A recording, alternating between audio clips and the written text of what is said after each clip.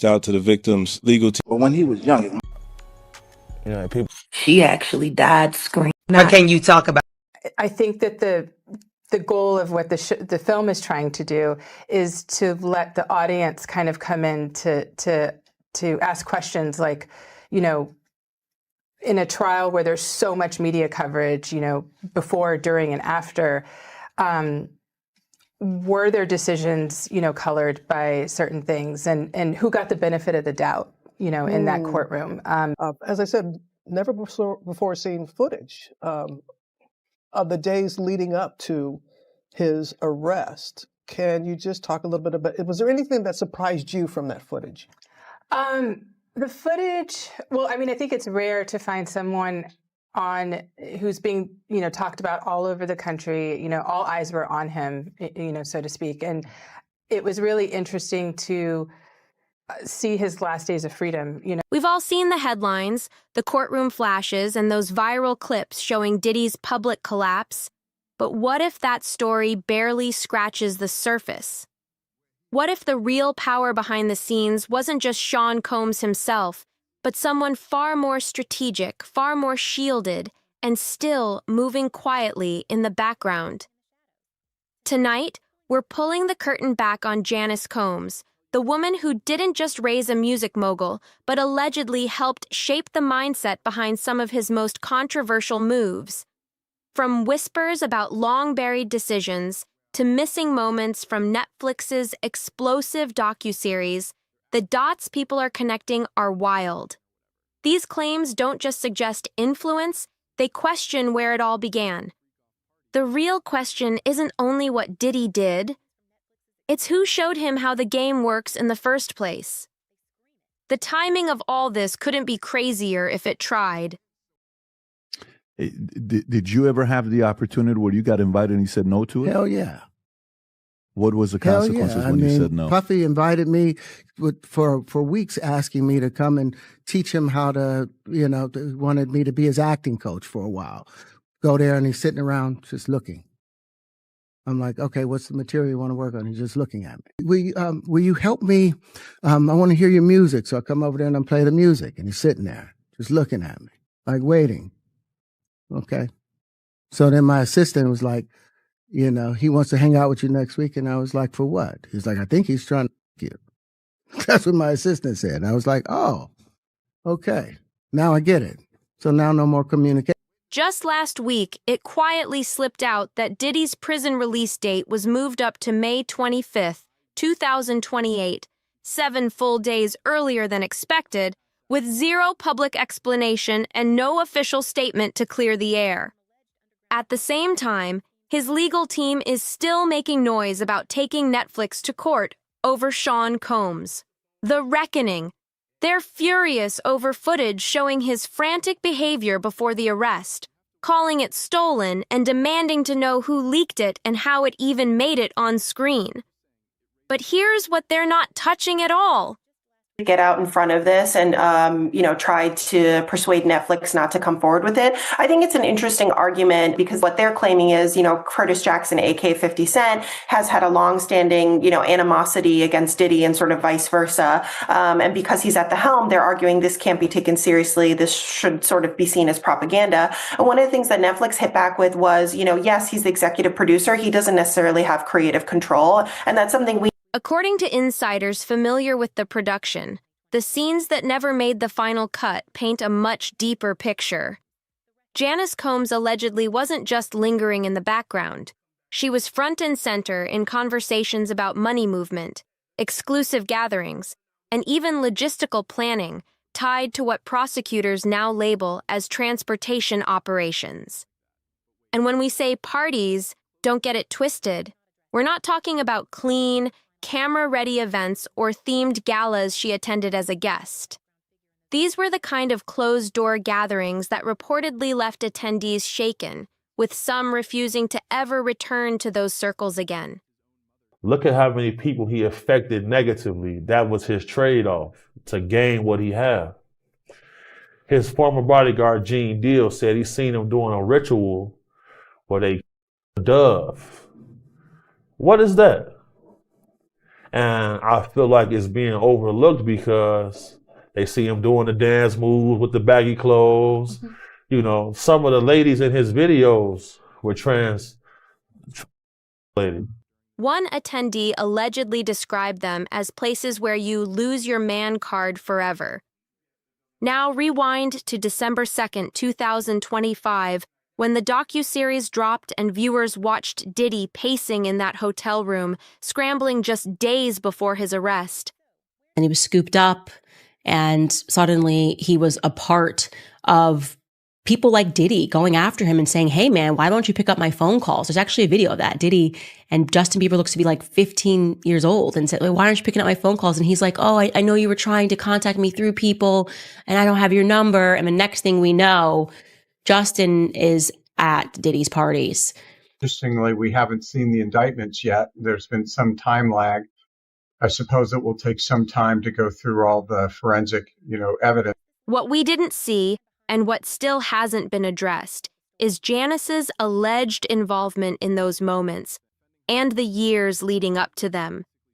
Multiple sources tied directly to the production say the original edits went way further than what viewers ever saw. According to those insiders, early cuts included footage of Janice Combs in what looked like high-stakes conversations, moments that lined up closely with racketeering charges Diddy would later face. One crew member, speaking anonymously, allegedly described a clip showing her reviewing financial paperwork with an associate while referencing the girls and what were called the usual arrangements. That footage ended up going to 50 Cent and his production company, and it's kind of the centerpiece. Sold to them. Yes, the centerpiece of the documentary. So watch this particular scene, because this is where a lot of people feel Diddy really screwed over someone that he should be very, very. If he gets 14 months, if the defense gets what they want, he'd essentially get out October 3rd because he's been in for a 13 year, months. And you get 15% credit for time served. So he'd basically be out after the sentence, and then he'd be unsupervised. That footage never aired, and Netflix has stayed completely silent on why those scenes suddenly disappeared. Legal analysts believe this wasn't just about protecting Diddy. The bigger concern may have been shielding Janice from the same level of scrutiny. She's never been charged, never named in a civil suit, yet people claim her influence was deeply tied to operations during Bad Boy's darkest chapter. And then there's Kirk Burrows. The Bad Boy Entertainment co-founder didn't just sue Diddy last year. He made a jaw-dropping accusation aimed straight at Janice.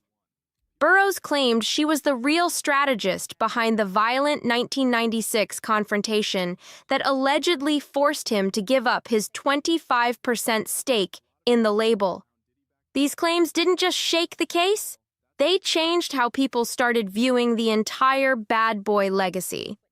According to court filings, Burrows alleges Diddy stormed into his office with a baseball bat and a lawyer, pressuring him to sign over his shares on the spot.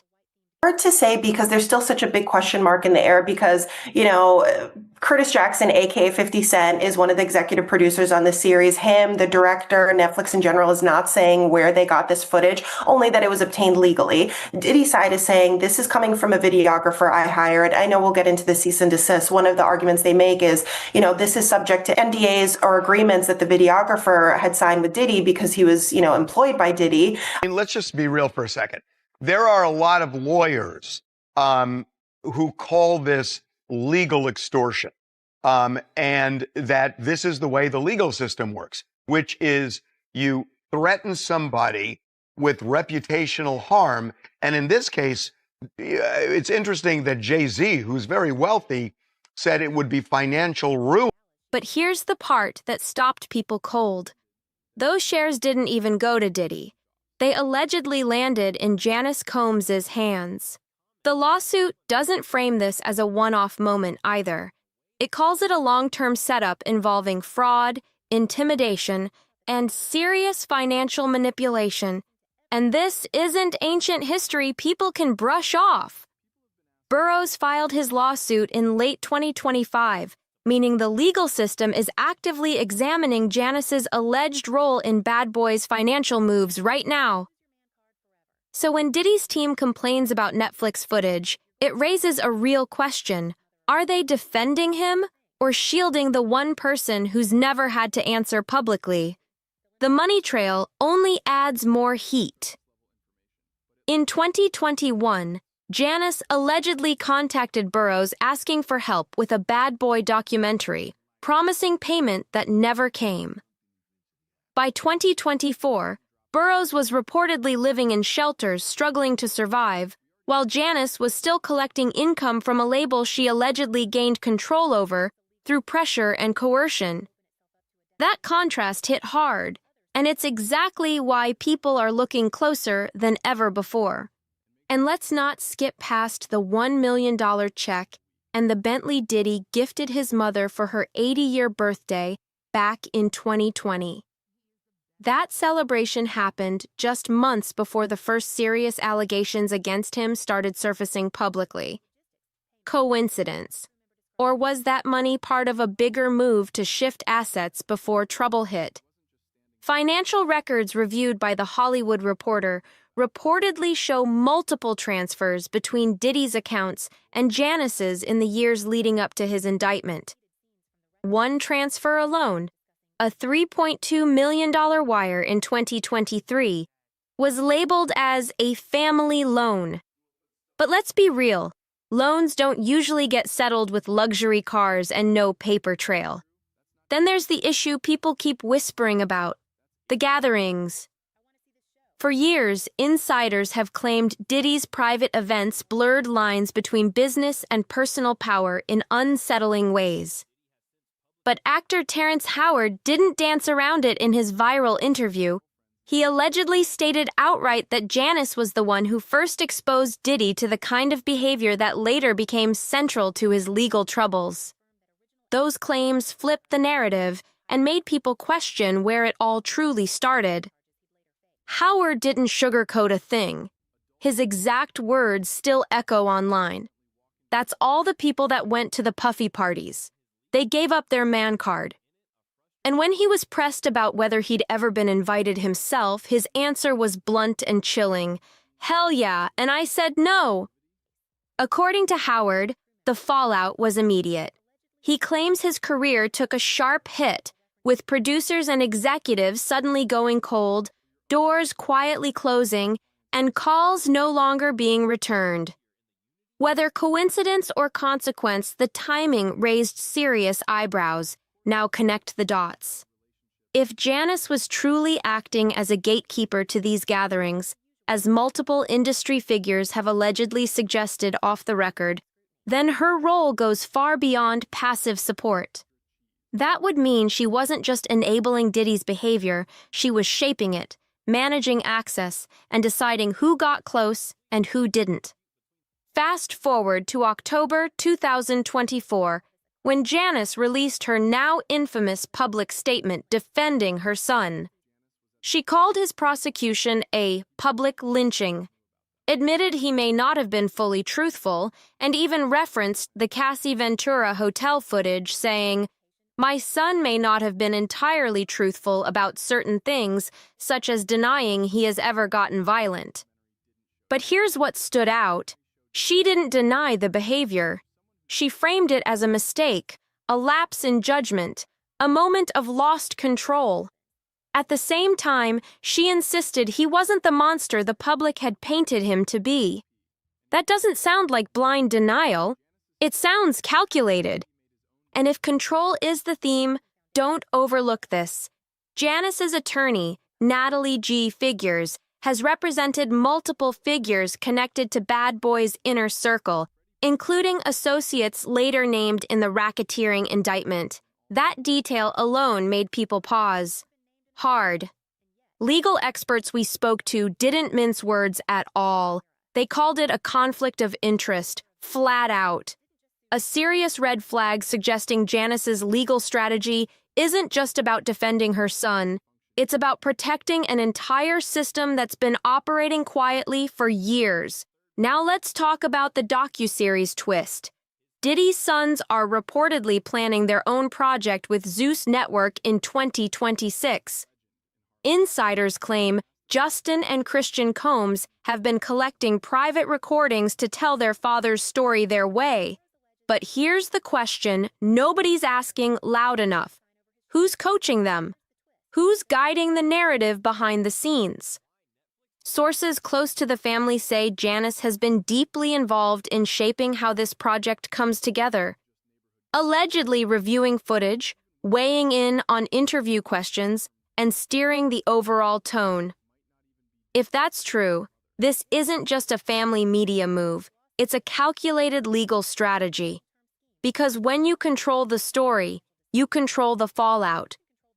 And then came 50 Cent's reaction to the announcement, and it said everything without saying too much. He posted, "Wow, I want to see this show. I'm not sure this was a good idea." Translation? He knows there's way more under the surface than people realize. But the most disturbing piece might be the one barely getting airtime. The deleted scenes from The Reckoning that allegedly showed Janice discussing the girls and the usual arrangements. These weren't vague comments either. Crew members claim the conversations referenced logistics, payments, and even what one insider described as a ledger. That's not background noise, that's structure, and people are finally starting to notice. So why would Netflix cut those scenes in the first place? Some insiders claim it was a legal call, that the network didn't want to expose itself to a defamation battle with Janice. Others believe it was strategic, plain and simple. If you're already taking down Diddy, the last thing you want is his mother launching a counterattack of her own. But here's the part nobody can ignore. Those scenes still exist. And if they ever resurface, they won't just raise questions about Diddy. They'll shine a spotlight on the woman who spent decades right beside him, quietly pulling strings while staying out of the spotlight. And the timing of all this is wild. Diddy's appeal is moving forward, with his team arguing the judge acted like a 13th juror and that the conviction should be overturned. But legal analysts say the real war isn't happening in a courtroom, it's happening in the court of public opinion. And the big question is, who's been shaping that opinion for years? Look at the pattern! From carefully worded statements to the press, to alleged behind-the-scenes influence on her grandson's upcoming media project, Janice appears to have been guiding the narrative long before cameras ever started rolling. And if Diddy's legal team truly follows through on suing Netflix, don't be surprised if Janice's alleged role in those deleted scenes becomes the very first thing they try to erase from the conversation. Because controlling the story has always been the real power move. So where does this actually leave us? With one man behind bars, a family racing to control the narrative, and a mother whose reach goes way beyond the image of a devoted parent. The real question isn't only what Diddy did, it's what Janice knew, when she knew it, and just how deep her involvement really runs. If history tells us anything, we're barely scratching the surface. Because when you follow the money, the power, and the silence, it keeps circling back to the same place every single time. The Combs family matriarch, the woman who always seemed to be in the room where decisions were made. And if those walls could talk, let's just say one docuseries might not be enough to cover it all. The deeper people dig into Janice Combs' role in Diddy's empire, the clearer it becomes that her influence wasn't just lurking in the background. It was woven directly into the foundation of Bad Boy Entertainment itself. And if we're talking foundations, we have to start with the money. Public financial filings reveal that Janice wasn't simply collecting checks or benefiting from her son's fame. She was an active, strategic player as far back as the late 1990s. As Diddy's early legal troubles began to surface, multiple shell companies tied to Janice's name reportedly appeared in Bad Boy's corporate records. One Delaware-registered entity, Combs Family Holdings, was allegedly used to acquire properties in cities like Atlanta and Miami. That's not passive involvement, that's planning. And once people started seeing that pattern, it became harder to believe she was ever just on the sidelines. Those properties didn't just sit there quietly either. They later became linked to the same kinds of private gatherings Terrence Howard warned people about. And here's the kicker. The purchases happened just months before the first whispers of misconduct started circulating inside the industry. Allegations about Diddy were already floating behind closed doors. Coincidence? Or was Janice helping build the physical setup for operations that would later turn into his legal nightmares? Now let's talk about legal pressure, because this pattern keeps popping up. Over the years, Diddy's camp has gained a reputation for firing off aggressive cease and desist letters. But insiders claim Janice was often the one calling the shots on the most strategic moves. Take the 2021 defamation lawsuit against a former bad boy intern who said they witnessed inappropriate behavior during a company retreat. The case was eventually dismissed, but not before the intern's legal fees reportedly exploded into 6 figures. According to sources close to the situation, the financial burden alone was enough to crush them. Those same sources allege Janice personally monitored the strategy, making sure the case dragged on just long enough to drain resources and break resolve. Whether proven or not, the impact was real and devastating. And if that sounds like a one-time situation, consider this. In 2023, a former associate, a producer who worked on Diddy's Press Play album, filed a complaint claiming he was pressured into signing an NDA after witnessing what he described as questionable financial dealings involving Janice. Not long after, his career allegedly stalled completely. Opportunities dried up, calls stopped coming, and momentum vanished. Once again, coincidence? Or another pattern hiding in plain sight? The deeper this goes, the harder it gets to ignore. So the real question becomes, is this coincidence? Or is this how the Combs family handles loose ends? Now, let's bring it straight to the present. Yes, Diddy's appeal is moving forward, but legal experts we spoke with say the real fight isn't just about overturning a conviction. It's about protecting the family's wealth and figuring out who's been quietly locking that money down. And once again, Janice's name keeps popping up. In the months leading up to Diddy's arrest, records show millions of dollars were moved out of bad boy-linked accounts and into trusts and LLCs where Janice is listed as the primary beneficiary.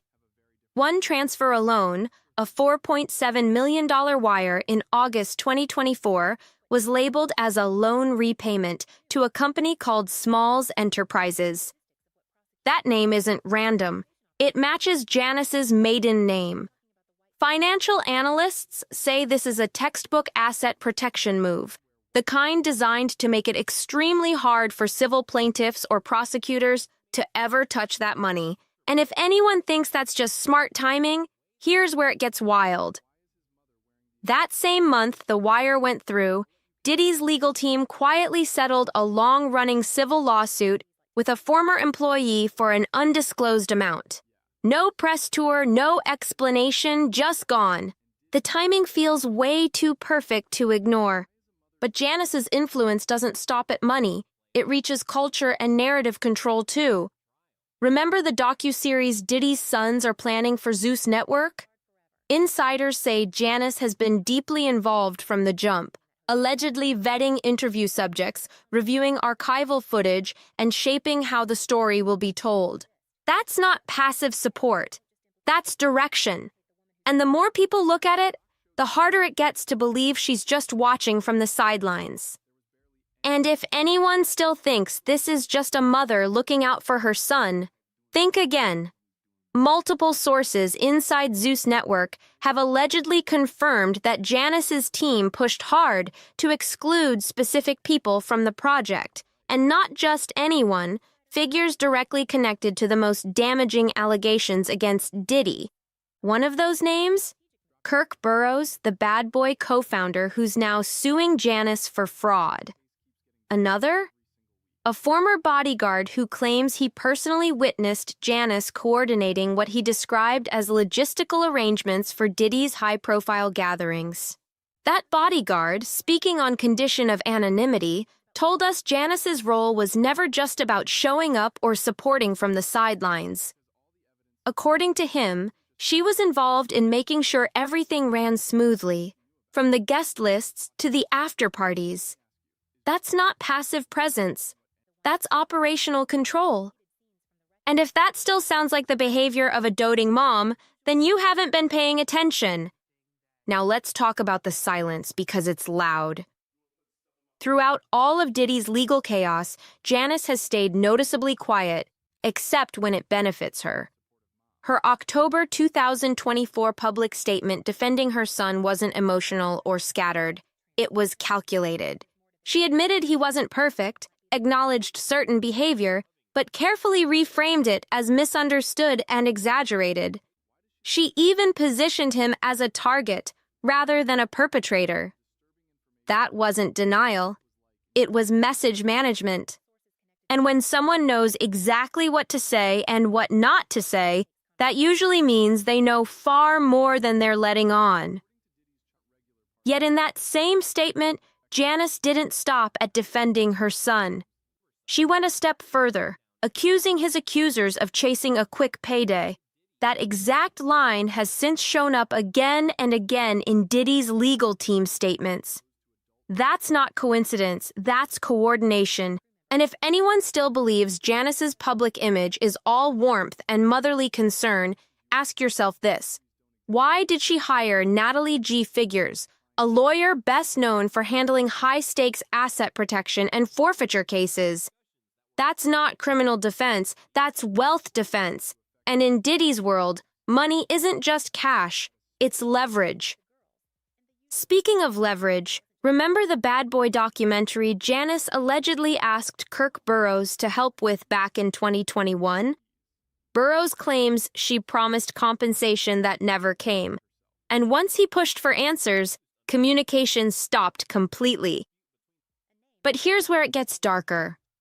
According to emails reviewed by our team, Janice didn't just ghost Burrows. She allegedly worked behind the scenes to discredit him. In one exchange with a Bad Boy executive, she reportedly labeled Burrows as unstable and suggested he had a habit of making things up. Sound familiar?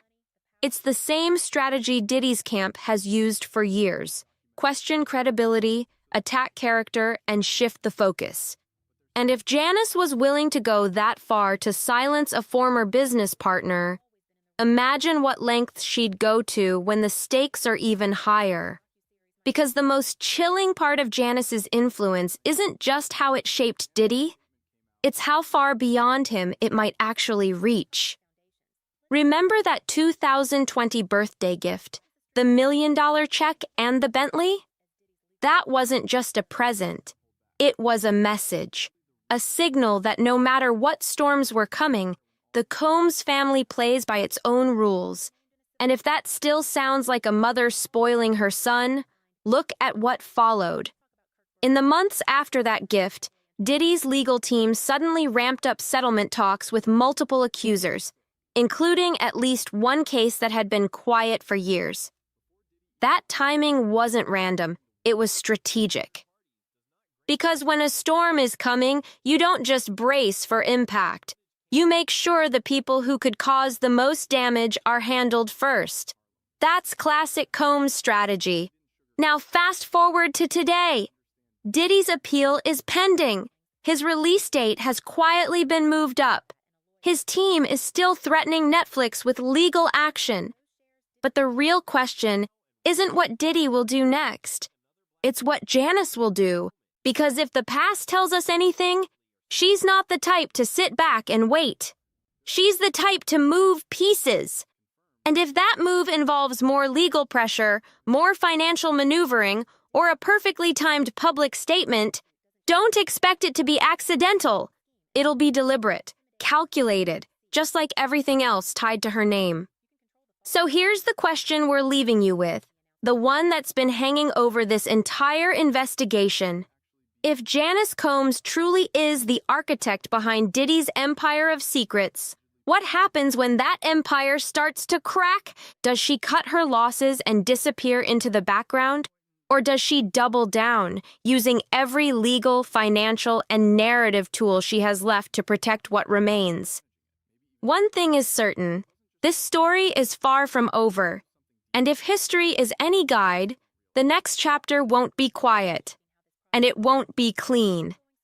If you want to stay ahead of every twist, every reveal, and every story mainstream media won't touch, make sure you subscribe to Juicy Real. Because when the truth gets this explosive, the fallout is always bigger than anyone expects. Stay sharp, stay watching, and don't miss what comes next.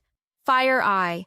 Y'all see when they interviewed Dapper Dan about Diddy? I haven't seen that one. Please. They ran into Dapper Dan in Harlem and they asked him what he thought about what was going on with Diddy and if he knew Diddy. And I love Dapper Dan for this. He said, I grew up with his parents.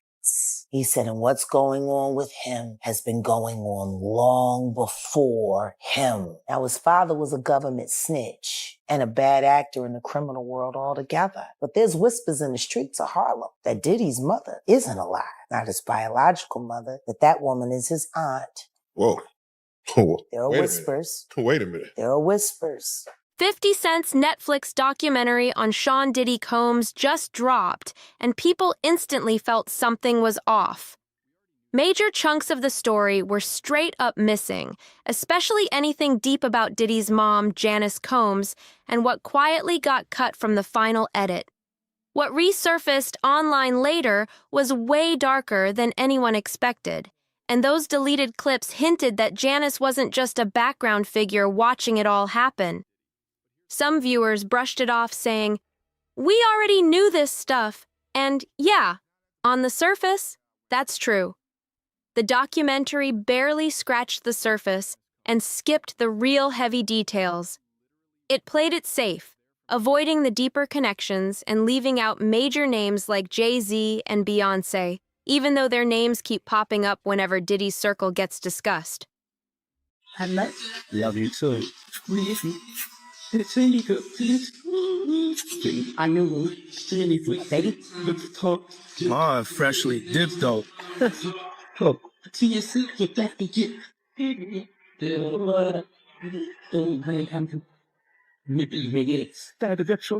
was trying to show the truth. Yeah, my mom's is single. Mom's single. I ain't gonna hate on my mom. She's single.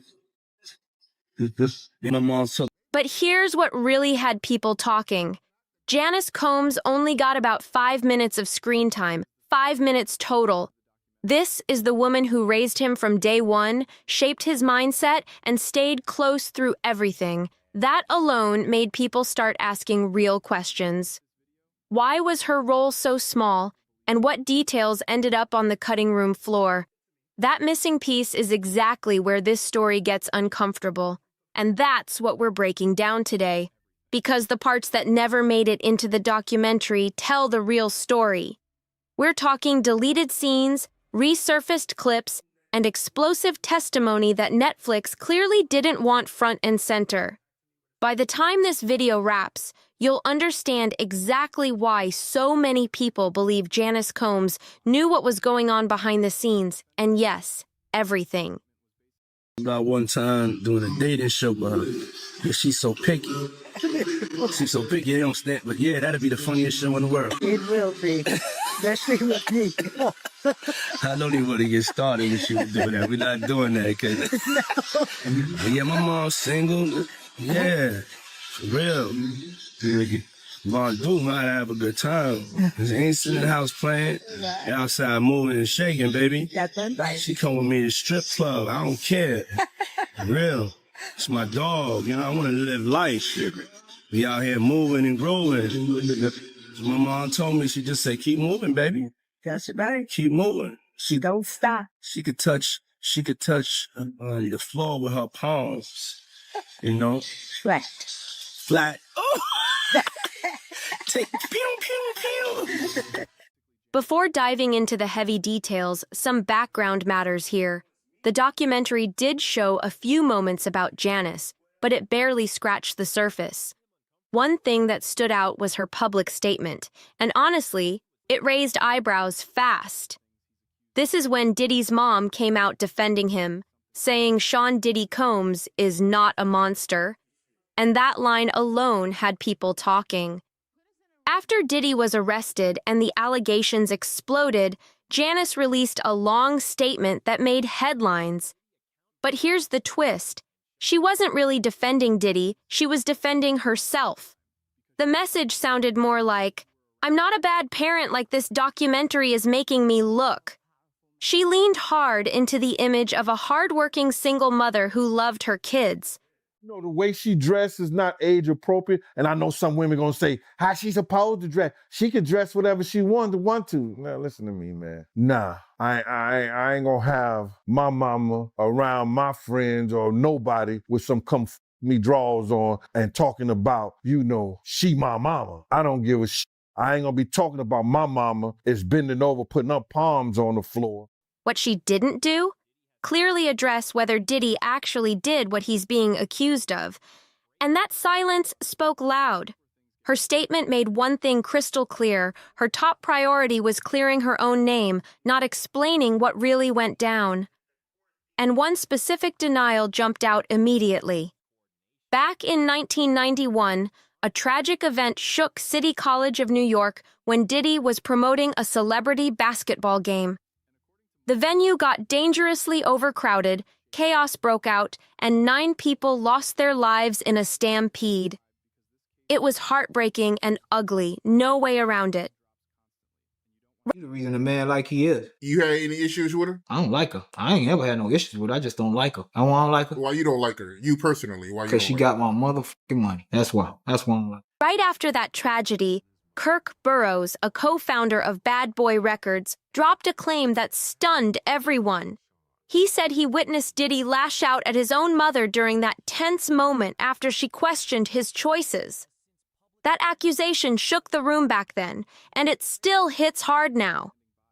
This man was talking about that his mother could take her palms and bend over and put them down on the floor. Not bend over, but she could stand straight up and put her palms on the floor, bruh. He's saying that about his mother. Who describes any of their mother action like that in a sexual way? And then, you know, I don't know how many dudes do kiss their mother in their mouth when they 50, 60 years old or something like that. Janice flat out denied it in her statement, saying it never happened, period. But here's the problem. Plenty of people who were around Diddy in those early days tell a very different story. And that's where the cracks start to show. For context, Diddy's father, Melvin Combs, died when Diddy was just 2 years old, leaving Janice to raise him alone.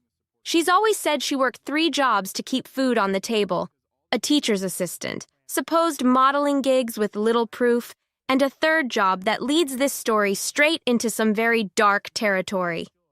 We'll circle back to that dark detail in a minute, because the bigger picture matters here. Diddy didn't grow up in a vacuum, and according to multiple people who knew the family back then, that environment shaped everything he later became, and this is exactly where the documentary stayed quiet. The film showed Janice Combs stepping out to defend her son, but not everyone was buying that story at all. Enter Freddie P., a former artist signed under Bad Boy Records, who came out swinging with his own response video. When Janice's statement dropped, Freddie didn't sugarcoat a single thing. According to Freddie, while Janice was calling Sean Diddy Combs not a monster, he claimed she played a major role in shaping the behavior people are now questioning. He alleged she was present during troubling situations, saw what was happening, and chose not to step in. In his words, Her defense now means nothing because her own credibility is already damaged. He compared it to one accused person defending another, something most people wouldn't take seriously. And what made this hit harder? Freddie wasn't just a random voice chasing attention. He was inside the circle, watching it unfold in real time. He didn't just work around Sean Diddy Combs for a short time. He was close for years. He saw how things really moved behind closed doors, how the family dynamic worked when cameras were nowhere near, and his message was blunt. If you want to understand where Diddy's behavior comes from, stop looking everywhere else and look straight at his mother. Now, let's talk about Gene Deal. If you followed this situation at all, you already know Gene was Diddy's longtime bodyguard back in the day. He's been speaking out for years, long before Cassie's lawsuit ever hit the headlines.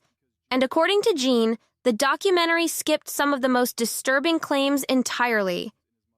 Gene has alleged that Janice Combs' so-called modeling agency wasn't really about modeling at all. He claimed it was allegedly a prostitution ring disguised as a business. Let that sink in for a second. Gene made another point crystal clear. Diddy didn't learn questionable behavior from his father, who passed away when he was very young. Gene says he learned it at home. In his words, the apple doesn't fall far from the tree.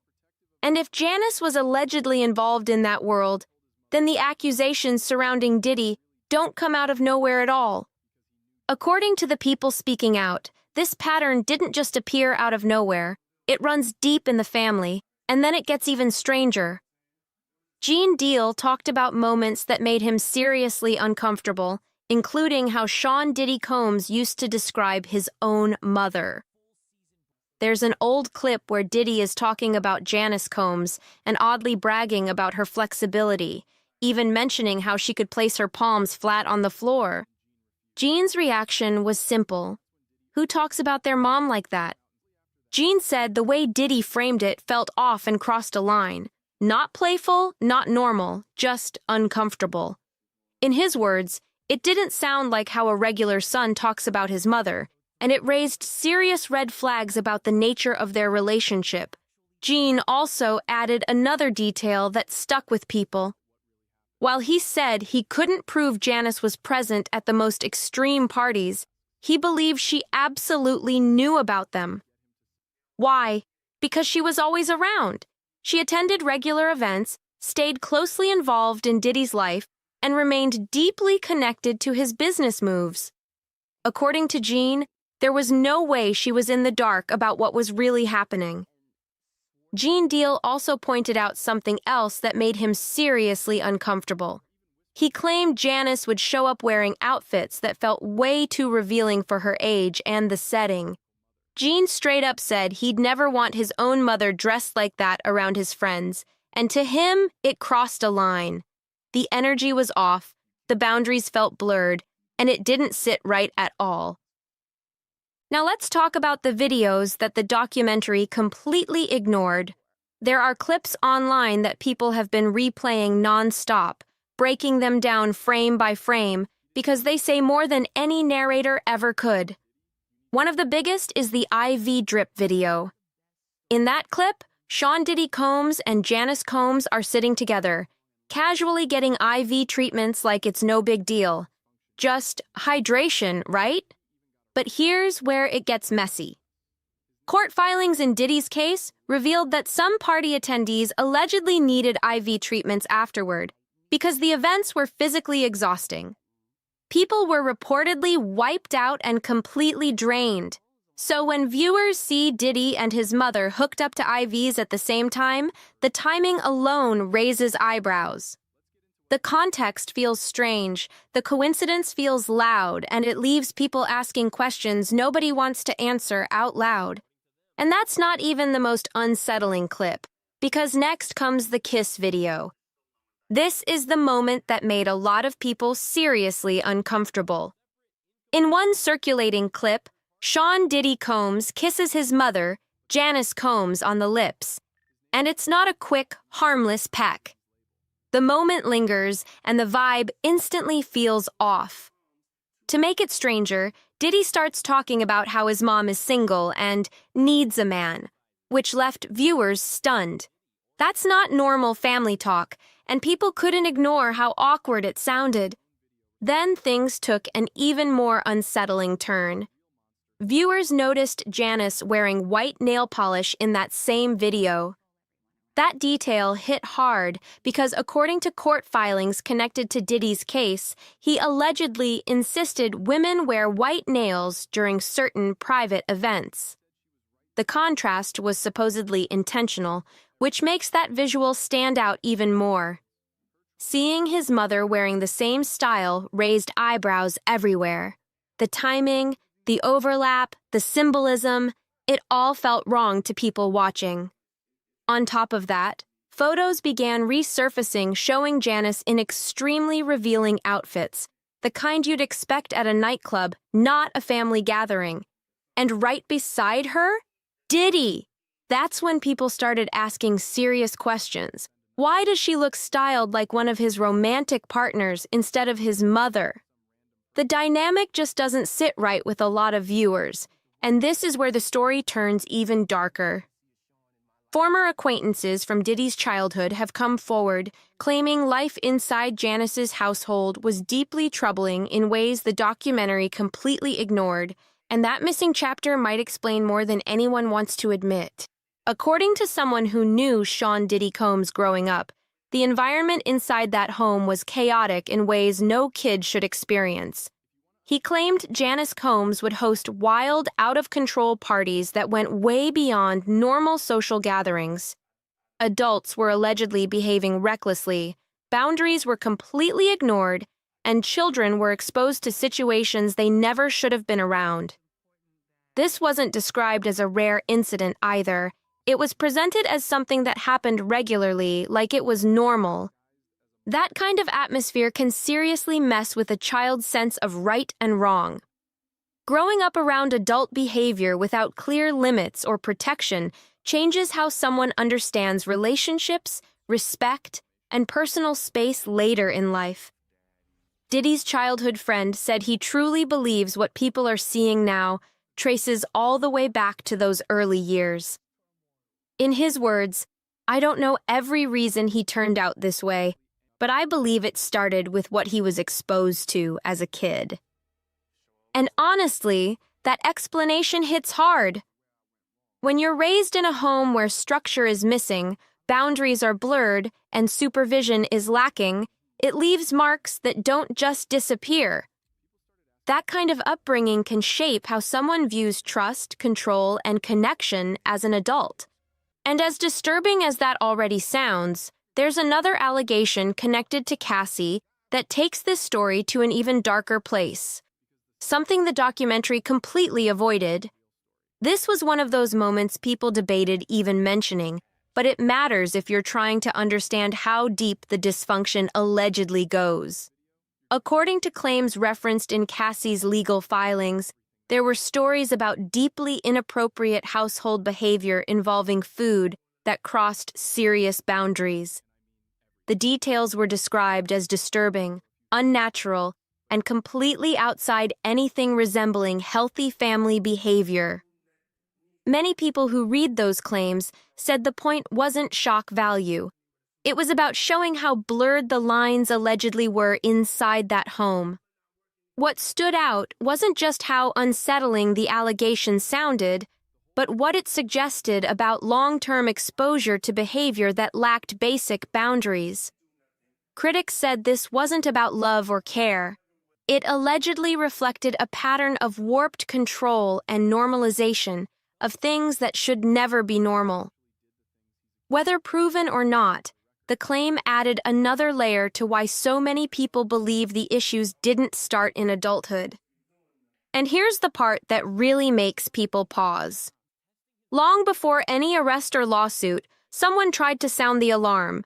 Dapper Dan, a Harlem legend with deep roots in the community. When asked about Sean Diddy Combs, he didn't dodge the question or soften his words. Dapper Dan said he knew Diddy's parents personally, and then dropped a line that hit hard. He said what people are seeing now didn't start with Diddy. It started long before him. That statement shook people because it suggests a cycle, not a coincidence, and a pattern that may have been repeating for generations. What Dapper Dan was really saying flew over a lot of heads at the time. His message was simple but heavy. If you truly want to understand Sean Diddy Combs, you have to look at where he came from, and that means looking closely at his upbringing and his mother. Back then, people shrugged it off as neighborhood talk, Harlem chatter, nothing serious. Now, fast forward to today, and those old warnings don't sound so small anymore. There have even been long-standing whispers in Harlem, not confirmed, just talked about, that Janice might not even be Diddy's biological mother. Some say she could be an aunt who raised him instead. No one is claiming this as fact, but the fact that people who knew the family still question it says a lot. It shows there have always been unanswered questions surrounding that household. Jaguar Wright has also been vocal for years, saying Janice was the blueprint, the original influence behind the behavior people are now side-eyeing. According to her, Diddy didn't invent anything. He learned by watching. And then there's Gene Deal again. He dropped another claim the documentary avoided completely. Gene said the real reason he was fired had nothing to do with work performance. According to him, it all traced back to Janice and an interaction that crossed professional boundaries. That allegation alone adds yet another layer the film refused to touch. According to Gene, the pressure didn't come all at once. It was a slow, deliberate push. He said Janice kept asking him to handle small errands, little favors, always testing the line to see how far she could go. In Gene's view, it wasn't about help. It was about control and seeing if he'd submit. Gene explained that she would drop hints, asking why he never called her or why he didn't give her extra attention. He stayed professional the whole time, calling her Ms. Combs and keeping a clear distance. No games, no crossing lines. But eventually, things reached a boiling point. One day, Janice asked Gene to go downstairs and grab food from her car. Gene looked around and noticed there were plenty of interns who could have done that in seconds. That's when it clicked. This wasn't about food. It was about power. She wanted to prove she could make him do whatever she wanted. Gene refused. Janice got heated and reportedly snapped, saying, "Everybody does what I tell them to do except you. Who do you think you are?" That's when Diddy overheard the argument. He stepped in and said, "I'm tired of this. Why are you always messing with Gene? Leave Gene alone." But by then, the tension was already out in the open, and nothing was the same after that. Not long after that confrontation, things started shifting fast. According to Gene, Diddy quietly began assigning other people to cover his shifts. Little by little, Gene was pushed out until one day he was completely gone. Looking back, Gene said it finally clicked. Janice may have been interested in him, and when he didn't respond to what he described as inappropriate signals, she allegedly made his work life impossible. But here's where it gets even more twisted. Gene claimed Diddy wasn't just aware of the tension, he was jealous. Not protective in a normal way, but possessive. The kind of energy that raises red flags. And Gene wasn't the only one who noticed it. Kirk Burroughs allegedly told Gene that back in 1991, he witnessed Diddy strike his own mother during a heated moment. On top of that, Gene said he personally saw Diddy aggressively curse Janice out inside a limousine, telling her to stay out of his business using language that shocked everyone around. Gene said he confronted Diddy on the spot and warned him, "If you ever talk to your mother like that around me again, I'll deal with you." And according to Gene, Diddy backed down immediately because he knew Gene meant it. That's the toxic cycle people keep pointing to. Disrespect, explosive behavior, alleged aggression, yet Janice still shields him and keeps his secrets. Why? Some believe it's because she's deeply tied to everything herself. Even Mace has said for years that Janice is the key to understanding it all. According to Mace, if you want the truth about Diddy's darkest moments, you don't ask him, you ask his mother, because Janice allegedly has all the receipts. According to people close to the situation, Janice allegedly has all the receipts, and that's not just talk. Word is, Sean Diddy Combs reportedly placed a massive chunk of what he owns under his mother's name. Homes, cars, business interests. People say it all traces back to Janice Combs, and the question everyone keeps asking is simple. Why? The theory is that Diddy planned ahead. If things ever went left, he needed someone he trusted completely to shield his assets. Someone who would never flip, never talk, no matter the pressure. And who's more loyal than a mother? That kind of loyalty runs deep, but critics say it also ties her directly to everything that followed. Mace pointed out something else that made people stop and think. Many of the people who could have spoken freely are no longer here. The notorious B.I.G. is gone. Craig Mack is gone. Black Rob is gone. Others are locked behind airtight agreements that legally keep them silent. But Janice? She knows it all and has stayed quiet for decades. And here's another angle the documentary barely touched. How did Diddy really get his start? The official story says hustle and grind, but whispers tell a different story. Some believe Clive Davis had ties to Diddy's father, Melvin Combs, before his death. Then suddenly, young Diddy lands under Clive's wing. Convenient or calculated? Some say he wasn't just lucky.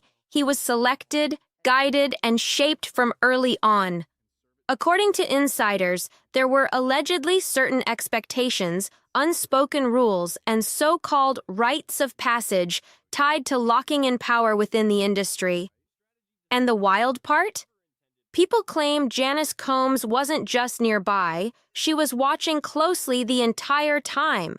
Some even believe she wasn't just observing, but helping manage situations behind the scenes, maybe even steering outcomes.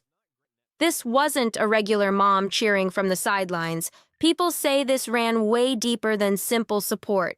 Here's what a lot of folks don't fully grasp. Janice may not just be a witness to everything surrounding Sean Diddy Combs, she could potentially face serious scrutiny herself. There are reports claiming she allegedly helped move assets around, including properties, bank accounts, and business interests placed under her name to keep them out of legal reach. If that turns out to be true, critics argue that crosses a major line. That's not just loyalty. It could be viewed as actively helping shield resources from investigators and lawsuits.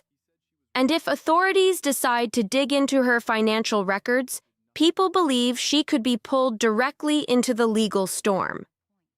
Many now question whether Janice was simply standing by while bad things happened, or if she played a more active role all along. Did she just know, or did she teach, guide, and protect the system itself? So here's the real question. Is Janice just a fiercely loyal mother doing what she thinks is right, or is she the quiet architect who's been pulling strings behind the curtain this whole time? Drop your thoughts in the comments. I want to hear them. And make sure you're subscribed to Juicy Reel, because this case keeps getting darker every single week. New details are constantly surfacing, and you don't want to miss what comes next.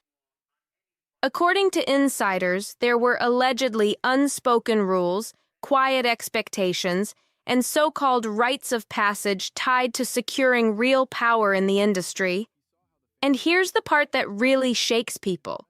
Claims suggest Janice Combs wasn't just around for it, she was fully aware the whole time.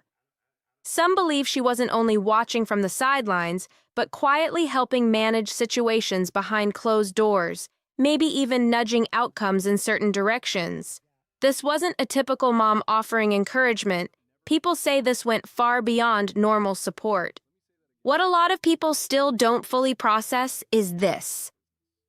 Janice may not just be a bystander in everything surrounding Sean Diddy Combs, she could end up facing serious questions herself.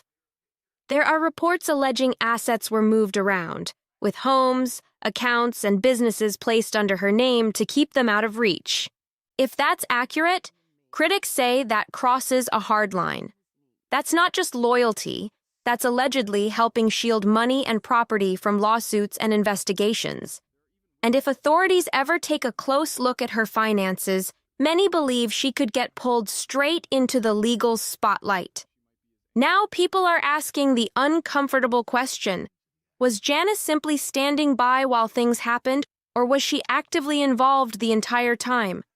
Did she just know, or did she help guide and protect the whole setup?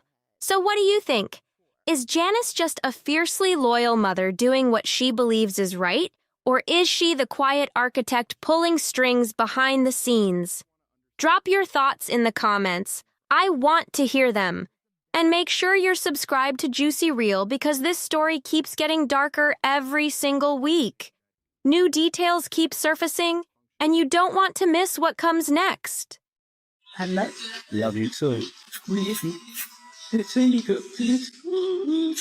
I knew baby. Oh, freshly dipped though. Oh. See you soon. Get back to get. I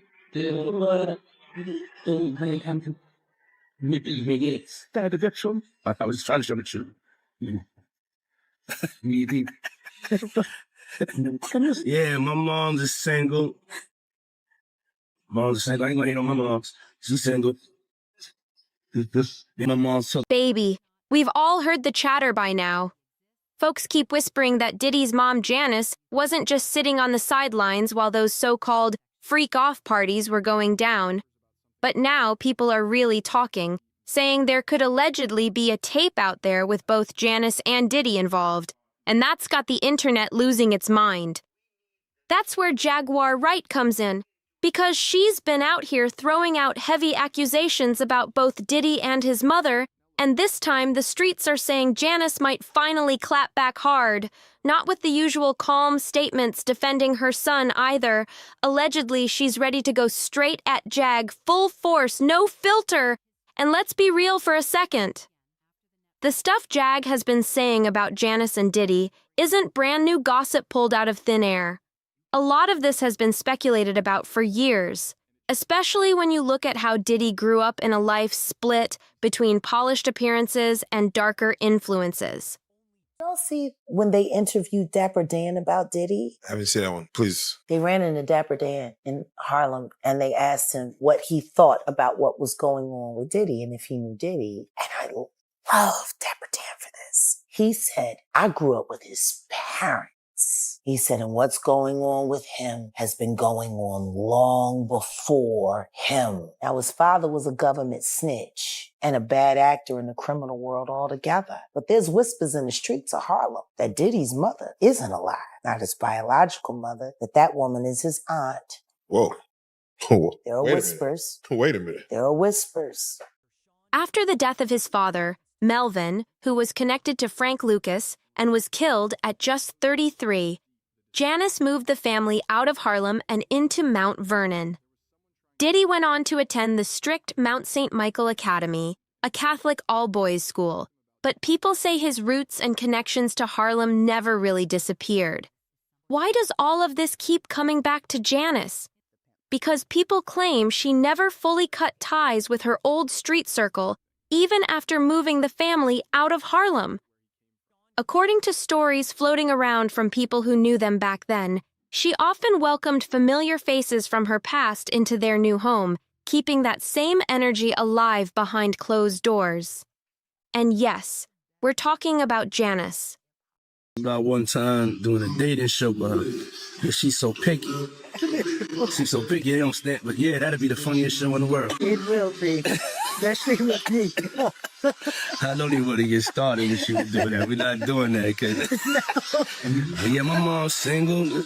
Yeah, for real. Mom do might have a good time. She ain't sitting in the house playing. Outside moving and shaking, baby. That's right. She come with me to strip club. I don't care. For real. It's my dog, you know, I want to live life. Be out here moving and growing. My mom told me, she just said, keep moving, baby. That's right. Keep moving. She Don't stop. She could touch the floor with her palms, you know? Flat. Flat. Oh! Take pew, pew, pew. Folks describe late-night gatherings that felt way too grown for a household with kids present, where boundaries were allegedly loose and supervision was questionable. Some now argue that those moments blurred the line between childhood and adulthood in ways that should have never happened. Fast forward to today, and here's where the rumors explode. People online are claiming that when authorities searched Diddy's home, there were whispers about old recordings being recovered, and shockingly, some say Janice was allegedly seen in a few of them. You know, the way she dressed is not age appropriate, and I know some women gonna say, how she supposed to dress? She could dress whatever she want to. Now listen to me, man. Nah, I ain't gonna have my mama around my friends or nobody with some me drawers on and talking about, you know, she my mama. I don't give a shit. I ain't gonna be talking about my mama is bending over, putting her palms on the floor. Jaguar Wright has been pushing this angle hard, saying there's a strong chance a so-called freak-off tape involving Janice exists. According to Jaguar, this whole freak-off culture didn't come from fame or money. It was allegedly something Diddy grew up around and absorbed early on. Jaguar took it even further, claiming that Janice allegedly ran what she described as a high-end speakeasy-style setup out of their Mount Vernon home. According to Jaguar, Janice publicly played the role of a hard-working single mother, even working as a school bus driver, while privately hosting a steady rotation of powerful figures late into the night. You the reason a man like he is. You had any issues with her? I don't like her. I ain't ever had no issues with her. I just don't like her. I don't like her. Why you don't like her? You personally, why you don't Because she like got my motherfucking money. That's why. That's why I don't like her. Jaguar paints a picture where adult behavior and grown conversations were constantly happening in the background, and she claims a young Diddy was around that atmosphere far too often. In her telling, this allegedly blurred boundaries and slowly normalized excess, power plays, and unhealthy dynamics that should have stayed far away from family life. This man was talking about that his mother could take her palms and bend over and put them down on the floor. Not bend over, but she could stand straight up and put her palms on the floor, bruh. He's saying that about his mother. Who describes any of their mother action like that in a sexual way? And then, you know, I don't know how many dudes do kiss their mother in their mouth when they 50, 60 years old or something like that. Jaguar also says Janice carefully shaped Diddy's mindset early on, filling his head with street legends, dominant stories, and movies that glorified control and intimidation. She believes this wasn't random, but intentional, designed to toughen him up for an unforgiving industry. In Jaguar's view, Janice is the true architect behind Diddy's rise, allegedly using secrets, social leverage, and insider knowledge gathered over the years to help build and protect his empire. She claims this behind-the-scenes influence played a huge role in how Diddy moved through the industry. Now when it comes to Diddy's father, Jaguar also had plenty to say about that legacy and how Janice allegedly controlled the story around it. She claimed Janice painted Melvin as a larger-than-life gangster figure, feeding that image to her son while keeping darker details out of the picture. According to Jaguar, Diddy later learned on his own that his father was allegedly labeled a snitch and met a brutal end, something she says was never honestly explained to him growing up. Jaguar also described Janice as extremely hard-edged, allegedly drilling into Diddy that winning was the only option no matter the method. She claims manipulation wasn't discouraged, it was normalized as part of survival and success. Then Jaguar pointed out what she calls a strange lack of boundaries between mother and son. Public moments like kissing on the mouth or comments about Janice's physical flexibility raised eyebrows for many people watching from the outside. Jaguar argues these moments hinted at a dynamic where Janice acted less like a protective parent and more like a close social peer.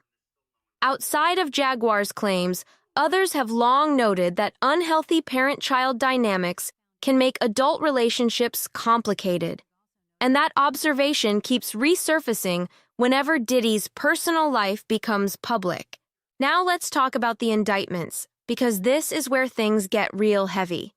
The allegations reportedly describe these so-called freak-off parties as highly staged events, carefully planned, directed, and allegedly recorded by Combs himself. According to the claims, these weren't random gatherings but controlled setups designed to look glamorous on the surface. The accusations say Diddy allegedly pulled women in by offering what looked like real romantic interest, building trust first before flipping the situation. After that, prosecutors claim coercion and pressure were used to push women into situations they didn't fully agree to, involving paid male participants and extended encounters. What really shocked people was the detail about recovery afterward. The allegations say women were allegedly given IV fluids to help them physically bounce back, which immediately rang bells online because similar claims had already been circulating about those same IV treatments being used in Diddy's inner circle. And that's where speculation exploded. People started asking, if Janice was reportedly receiving the same IV treatments tied to these events, would anyone really be shocked if assumptions followed? That question alone lit social media on fire. Jaguar also took aim at Janice's public defense of her son, calling her an unreliable narrator who, in her opinion, is protecting money, assets, and legacy above all else.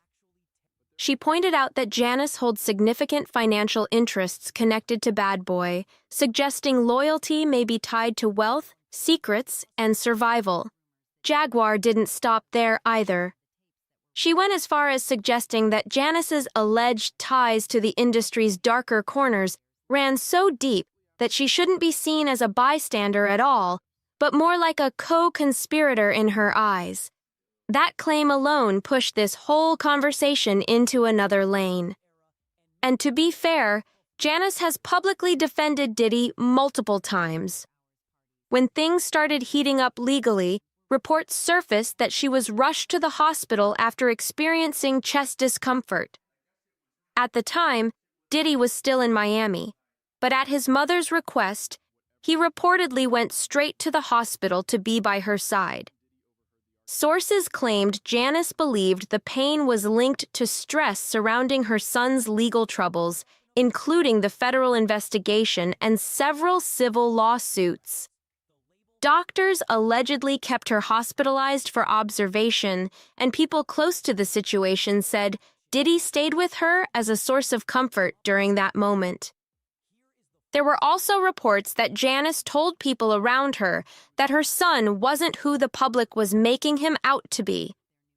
Later on, she released a formal statement through her attorney, firmly saying her son is not a monster, doubling down on her defense as the pressure continued to rise.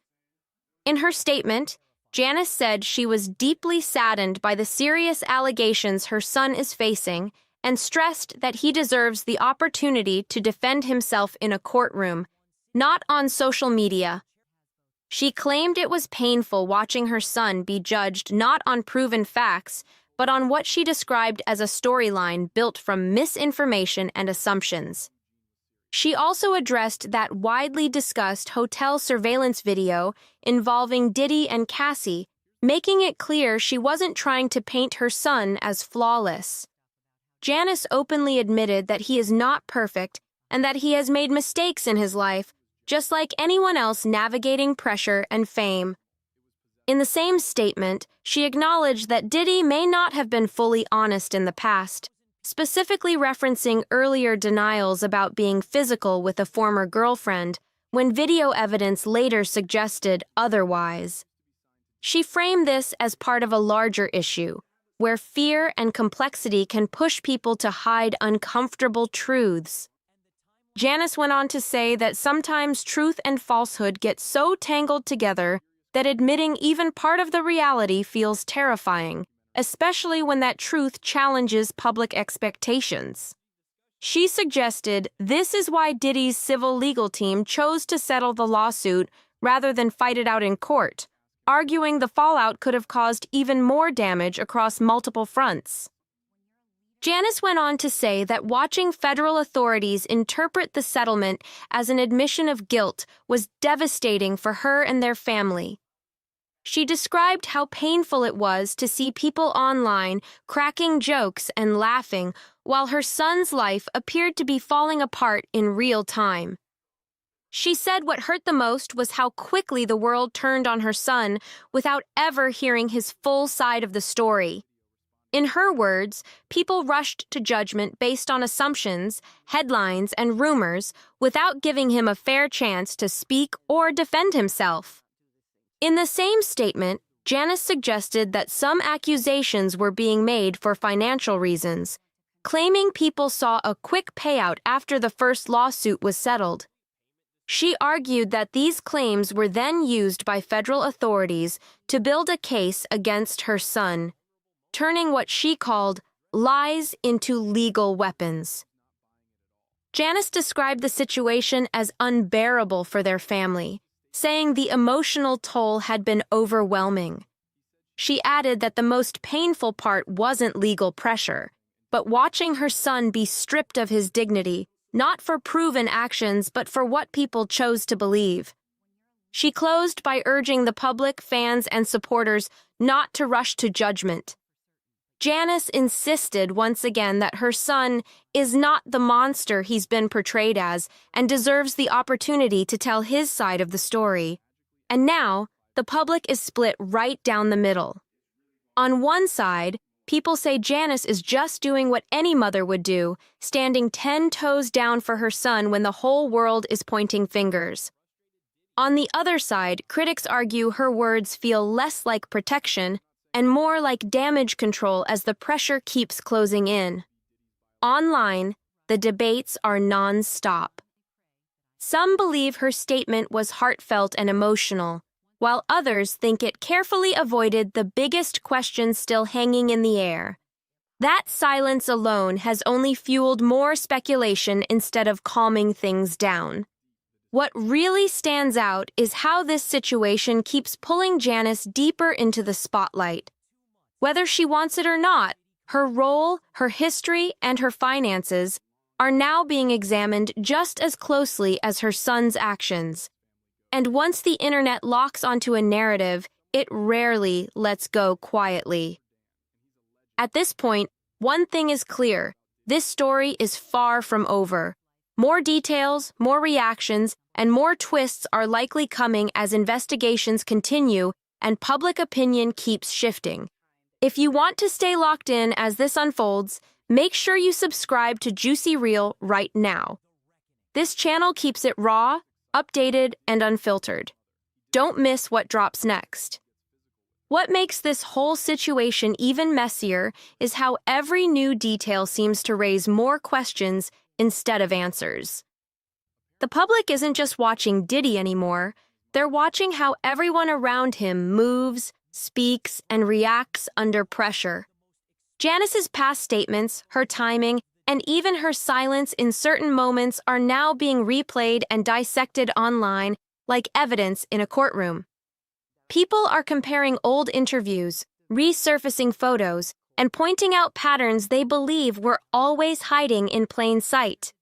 At the same time, others are pushing back hard, saying speculation is being treated like fact far too easily.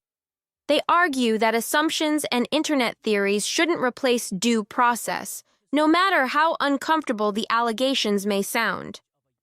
Still, once doubt enters the conversation, it's almost impossible to contain. Every move gets questioned, every defense gets challenged, and every denial gets side-eyed. One thing's for sure, this story has crossed the point of being just celebrity news. It's now about power, influence, loyalty, and what happens when long-controlled narratives start cracking in public view.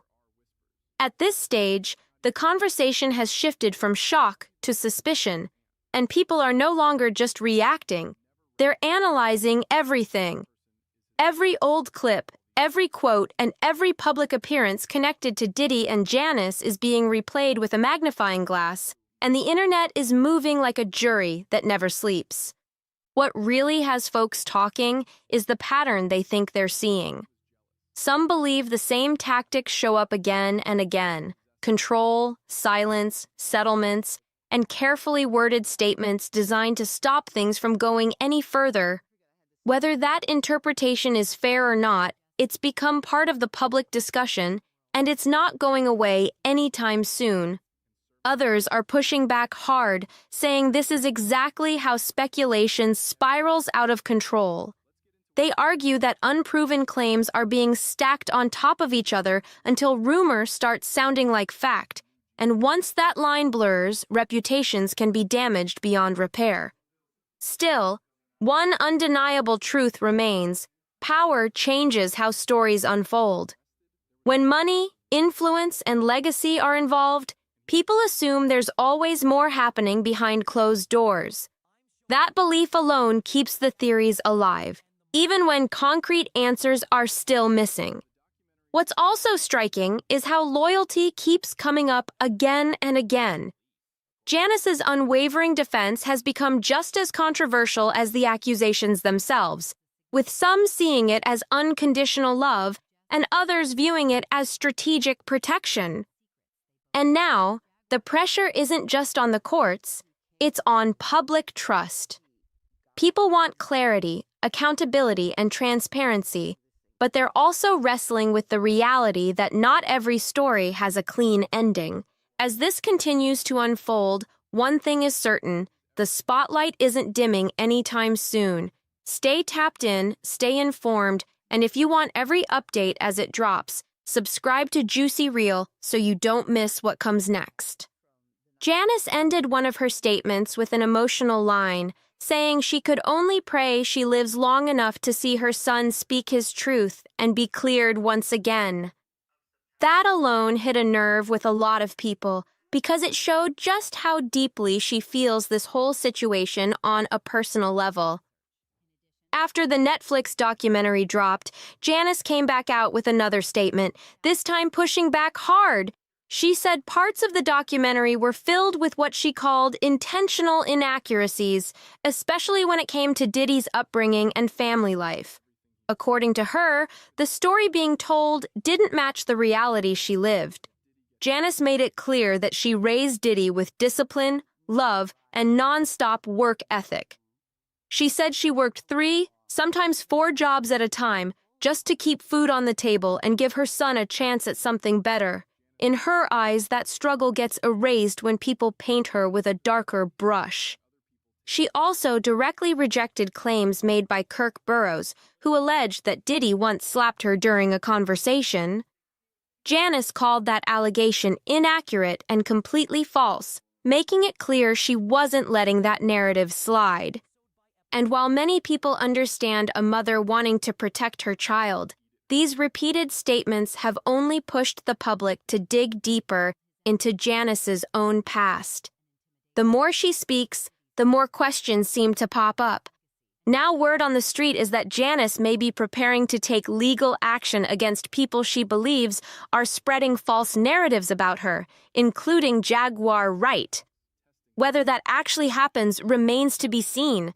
As for whether a so-called tape involving Janice and Diddy exists, there's no confirmed proof either way. But let me know what you think. Is it wild speculation or something deeper? Drop your thoughts in the comments, and don't forget to subscribe to Juicy Reel for every update as this story continues to unfold. Janice wrapped up one of her public statements with a powerful message, saying she could only pray she lives long enough to see her son finally speak his truth and be cleared in the public eye once again.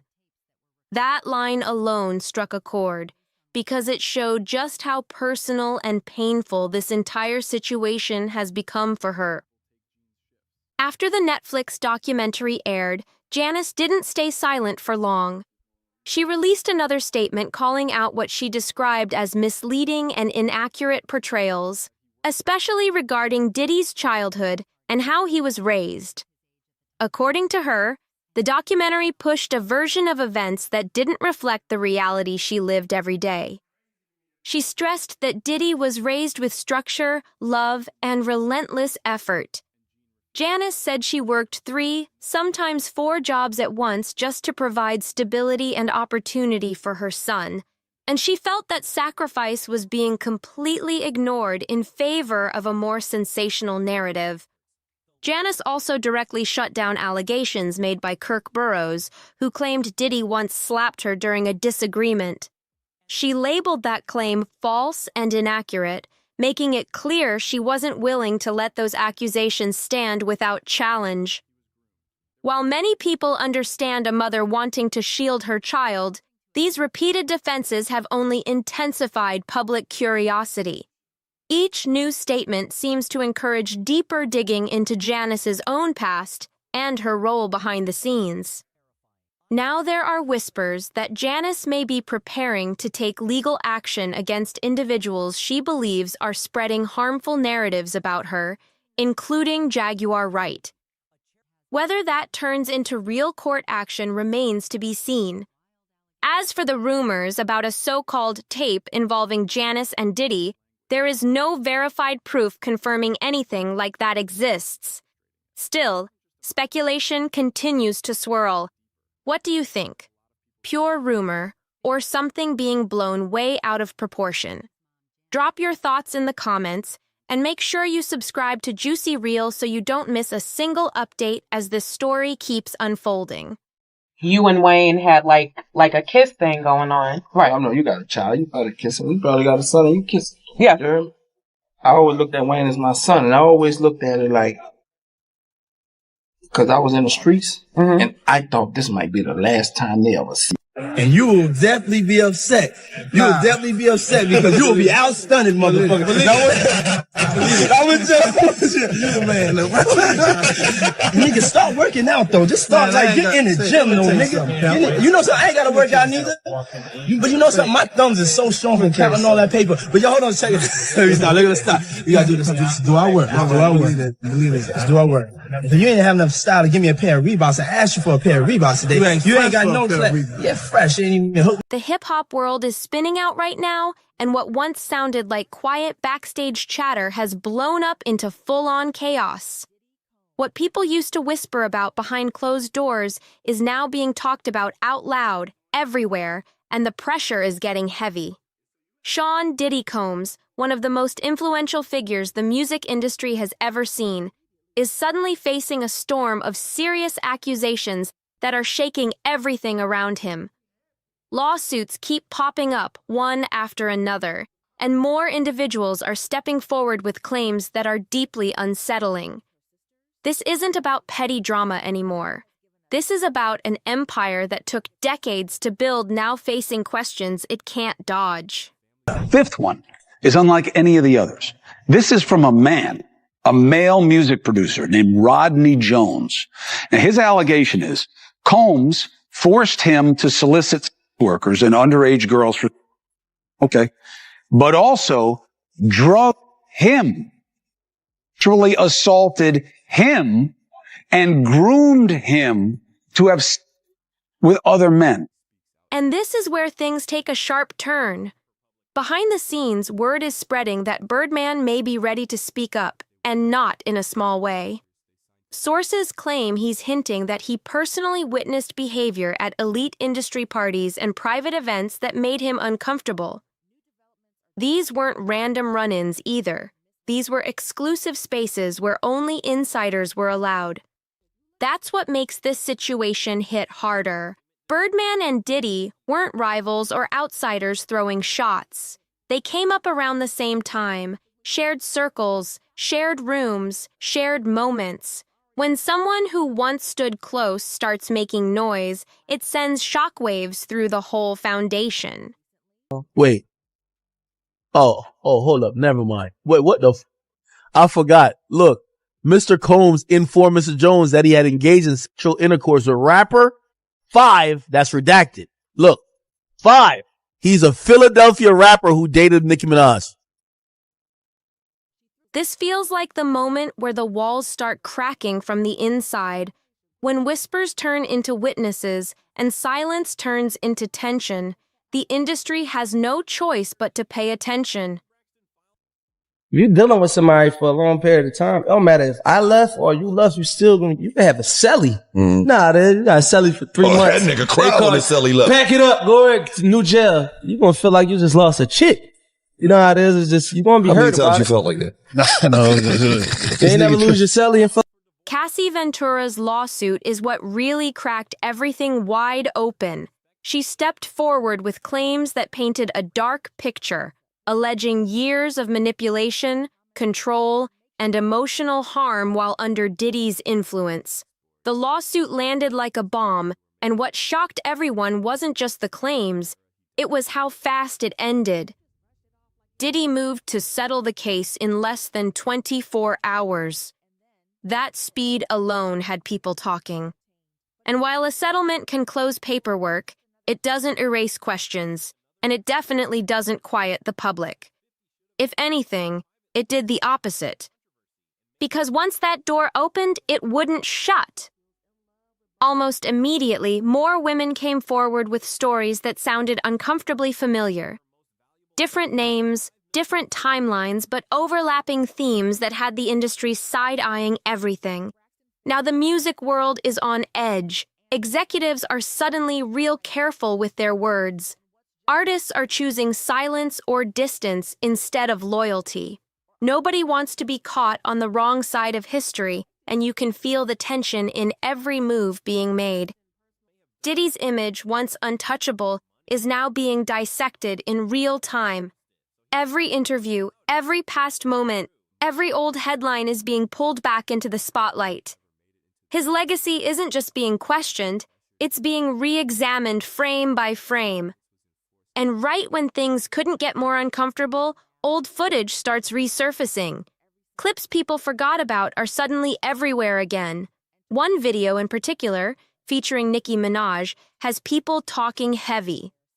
In it, she appears to hint at powerful celebrities hiding parts of their real lives, and the timing of that clip coming back couldn't be worse.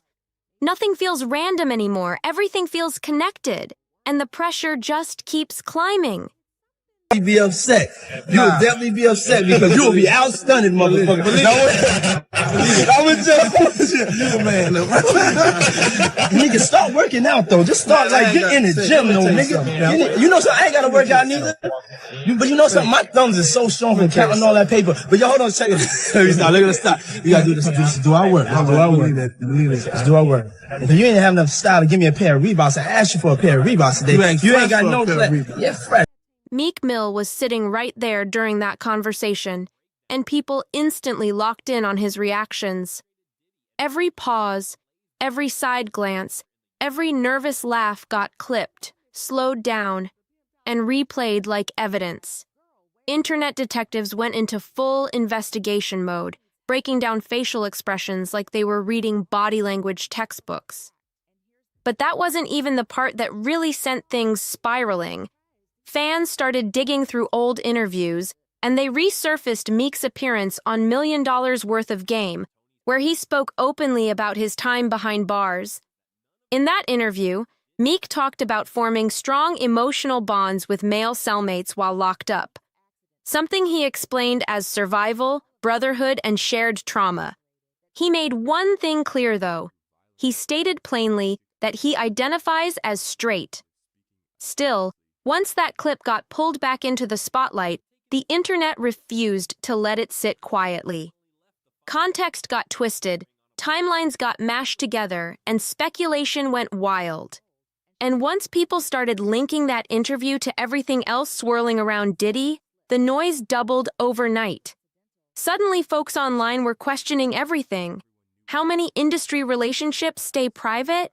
How much of hip-hop culture is carefully curated for the cameras?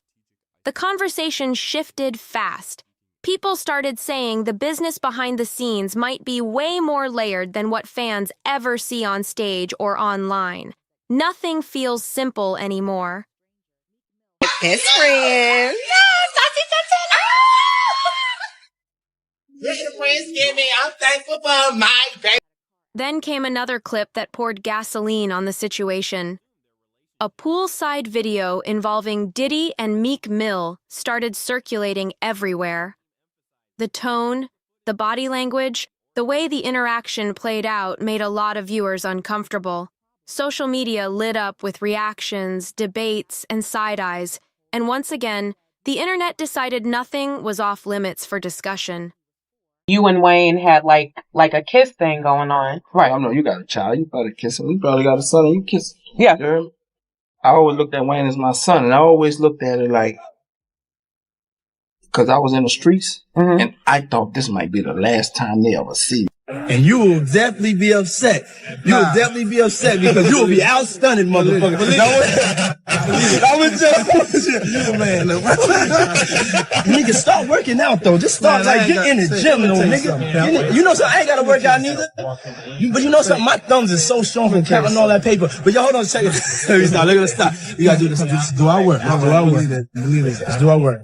If you ain't have enough style to give me a pair of Reeboks, I asked you for a pair of Reeboks today. You ain't got no yeah, fresh. You ain't even hook me up. Fifth one is unlike any of the others. This is from a man, a male music producer named Rodney Jones. Now, his allegation is Combs forced him to solicit workers and underage girls for, but also drug him, literally assaulted him, and groomed him to have with other men. Every old clip now feels like it carries new weight, and people are watching everything with a whole new lens. The language, the tone, the whole vibe of that interaction felt off to a lot of people. What looked like business on the surface suddenly felt like it drifted past some invisible boundary, and viewers couldn't unsee it. Social media lit up fast with folks asking if that connection went deeper than just contracts and collaborations. That single clip poured fuel on a fire that was already raging. The questions didn't slow down, they multiplied. People kept asking the same thing over and over. What really was the nature of that bond, and why did it feel so personal on camera? And Meek Mill isn't the only rapper whose history with Diddy is being put under a microscope right now. Another old moment went viral again, this time featuring Diddy using the word daddy when referring to Meek. That one word alone sent comment sections into complete chaos. Memes flew, debates popped off, and everyone suddenly became a body language expert. Then the conversation widened even more. Word on the street says Diddy's connection with Birdman may have been way closer than most fans ever realized. People started revisiting old moments, old alliances, and old footage with a brand new lens. One clip in particular still shakes the culture to this day. The moment when Birdman kissed Lil Wayne on the mouth resurfaced again, and it reopened a long-running debate. Back then, it caused a full-blown cultural earthquake. Birdman later explained it as brotherly love and loyalty, saying he viewed Wayne like a son, and that explanation has stayed part of the narrative ever since. But now, with everything else happening, even moments that were once brushed off are being questioned again. Nothing feels settled anymore, and every old clip seems to carry fresh weight. The backlash hit fast and it hit hard. People didn't just react, they snapped. And what happened next only made the situation even more intense. When Birdman was asked whether he'd ever allow his own kids to spend time around Diddy, the response was immediate and firm. That conversation got shut down on the spot, no hesitation. That hard line raised eyebrows everywhere. Folks started asking why that boundary existed and what made that question so sensitive. Then the story took a turn into territory that's difficult to confirm, but impossible for the public to ignore. Gene Deal, a former bodyguard who once worked closely with Diddy, began making claims that quickly spread across social media. According to Deal, Diddy allegedly had certain locations he preferred for very private meetups. He suggested that some spaces were chosen specifically because they allowed people to stay out of sight and off the radar. Deal claimed these places offered discretion for behavior. Individuals didn't want made public. No documents, no official proof, just statements that fueled non-stop conversation. Whether people believe him or not, his comments poured more pressure onto an already boiling situation. Public speculation reached levels hip-hop has rarely seen before. Every blog, every comment section, every live stream had something to say. And right as the noise got louder, Ja Rule stepped forward to publicly defend Diddy. He spoke up quickly once these stories started circulating. But not everyone is taking that defense at face value. Some believe Ja Rule might be trying to calm things down or shape the narrative before it spirals even further. Right now, nothing feels settled, and every new voice only adds another layer to the chaos. Some fans aren't convinced the defense came from loyalty alone. Online chatter suggests there may have been pressure involved, not just friendship. People are questioning motives now, especially with so many legal filings and reports floating around at the same time. Nothing feels simple anymore. Court documents tied to different lawsuits have added even more fuel to the fire. These filings allegedly reference claims that cameras were installed at certain party locations. The implication alone sent shockwaves through the internet. People immediately started wondering whether footage exists that could put powerful figures in uncomfortable positions. No proof has been shown publicly, but the idea itself has kept speculation running nonstop. As these claims spread, more names got pulled into the conversation.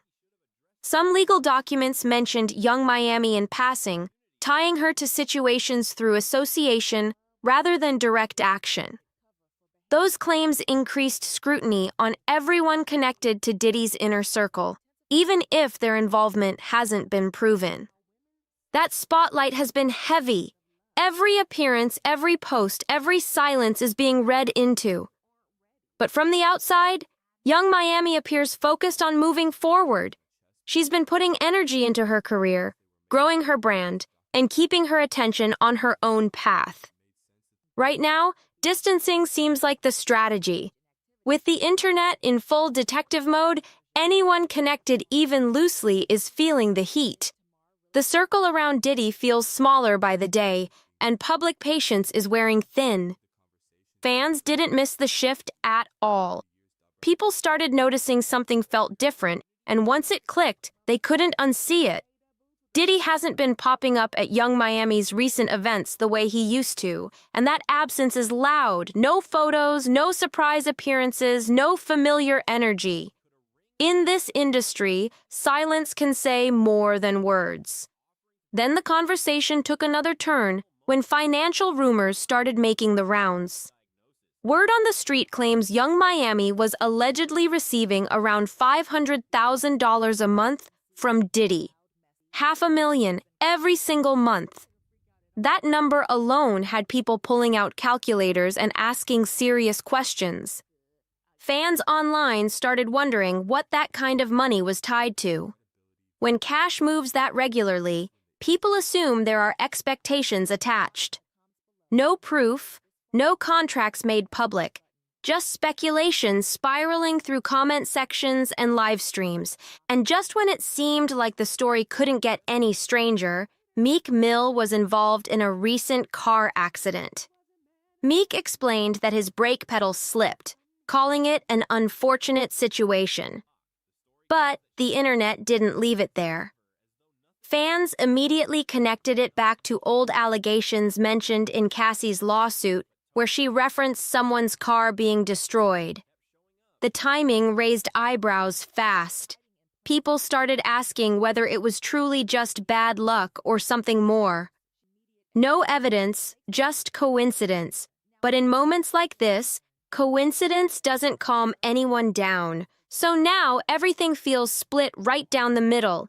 Some believe this is all exaggerated internet chaos. Others think there's way more happening behind closed doors. When it comes to Diddy, Birdman and the rumors surrounding their connection, opinions are sharper than ever, and nobody's backing down. At this point, the internet isn't waiting for answers anymore. It's forming its own theories. Every silence feels intentional. Every move feels calculated. And every old clip suddenly feels suspicious. People aren't just watching what's being said, they're watching who stays quiet, and that's where things get loud. Birdman's name keeps floating back into the mix, and fans are replaying his interviews with a whole new mindset. Moments that once felt casual now feel loaded. The way he dodges certain questions, the way he shuts conversations down fast, it's got people wondering what he knows and why he's choosing his words so carefully. What's wild is how fast alliances seem to be shifting. Artists who once stood shoulder to shoulder now look distant. Industry friendships that felt unbreakable suddenly feel fragile.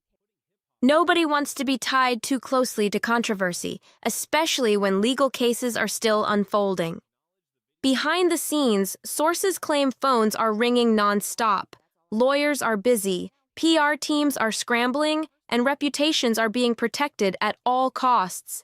In hip-hop, image is currency, and right now, that currency is unstable.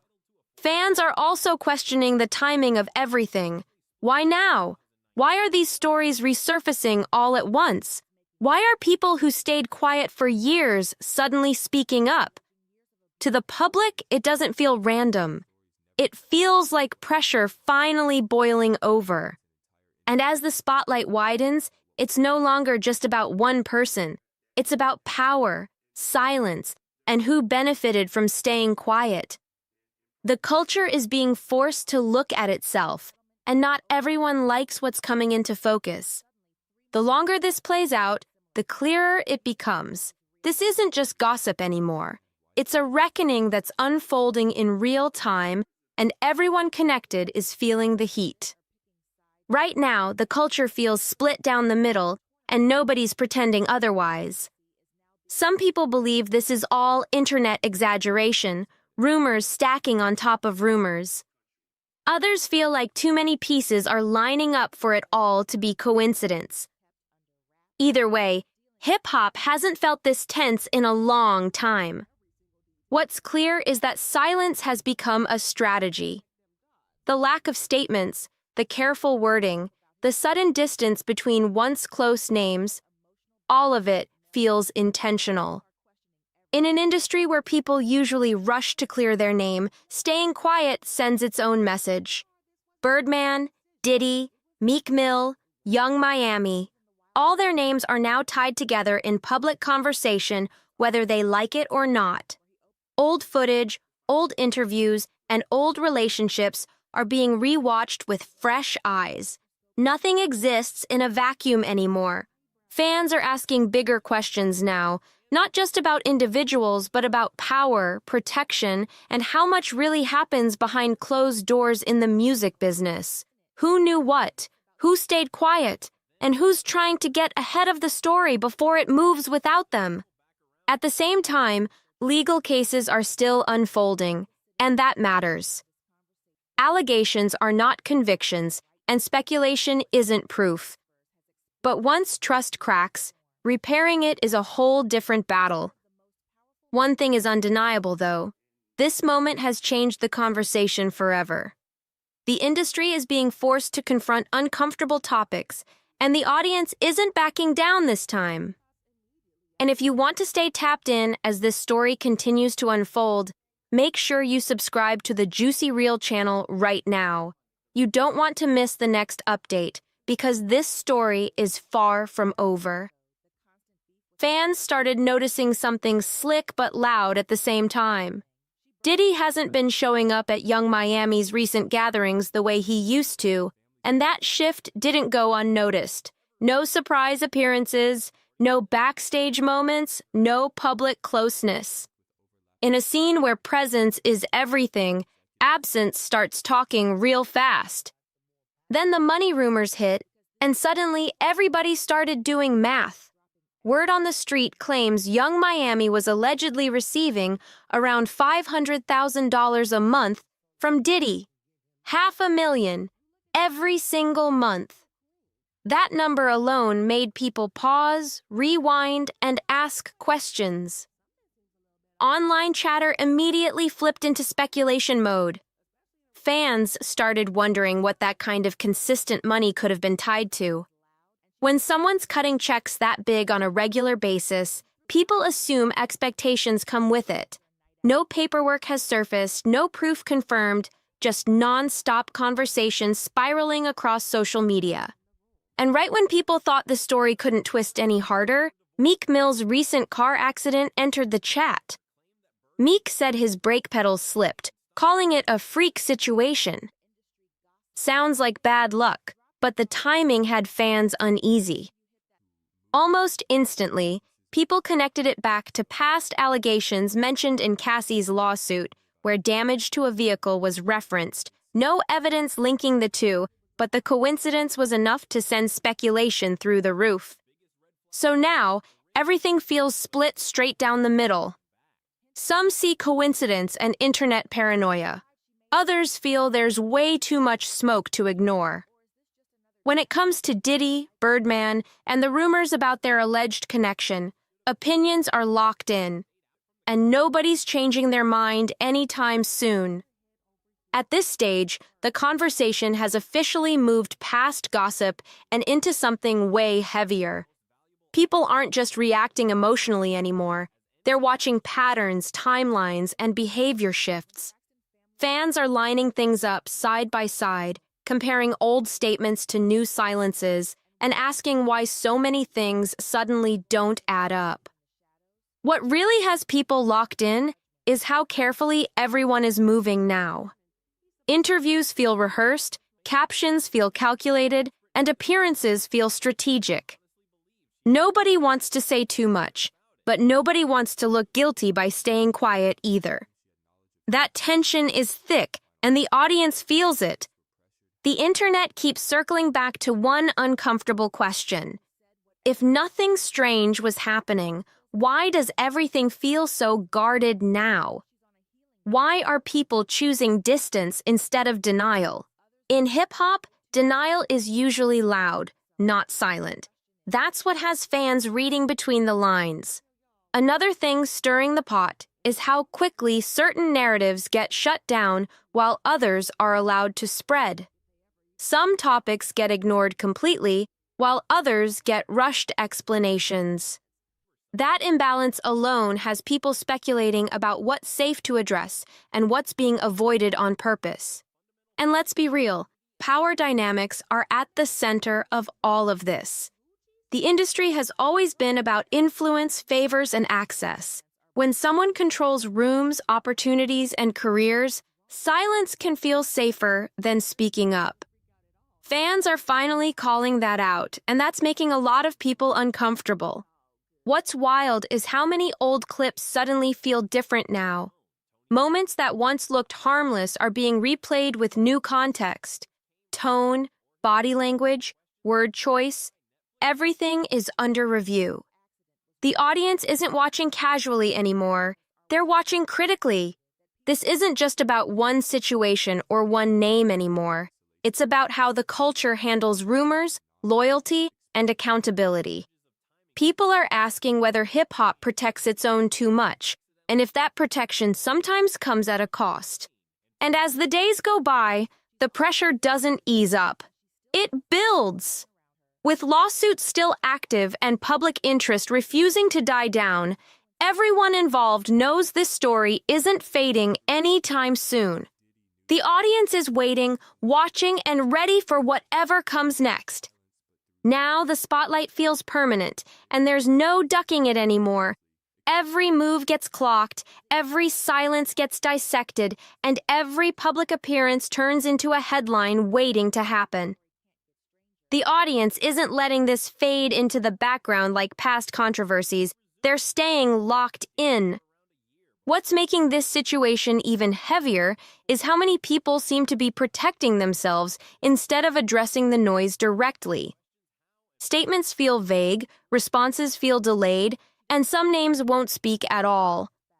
In a culture known for speaking loud and standing firm, this level of restraint feels unusual.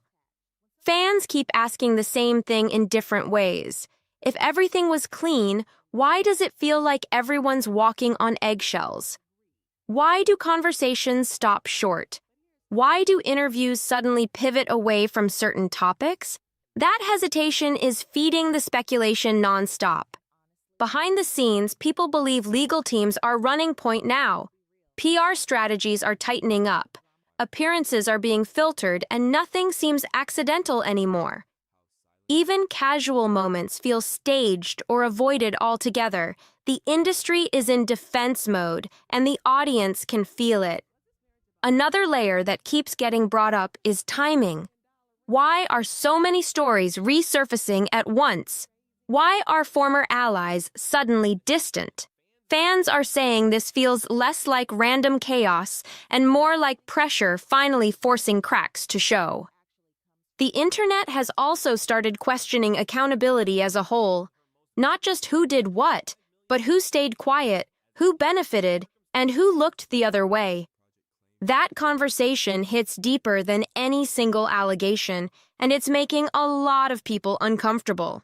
And while opinions are still split, one thing is clear: trust has taken a hit.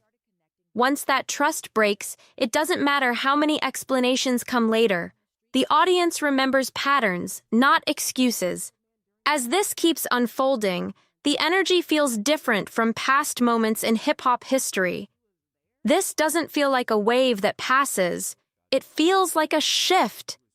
People are watching closely, waiting to see who speaks, who stays silent, and who distances themselves next. Nothing is settled, nothing is resolved, and the tension isn't easing up. It's tightening. At the end of the day, it really comes down to perspective.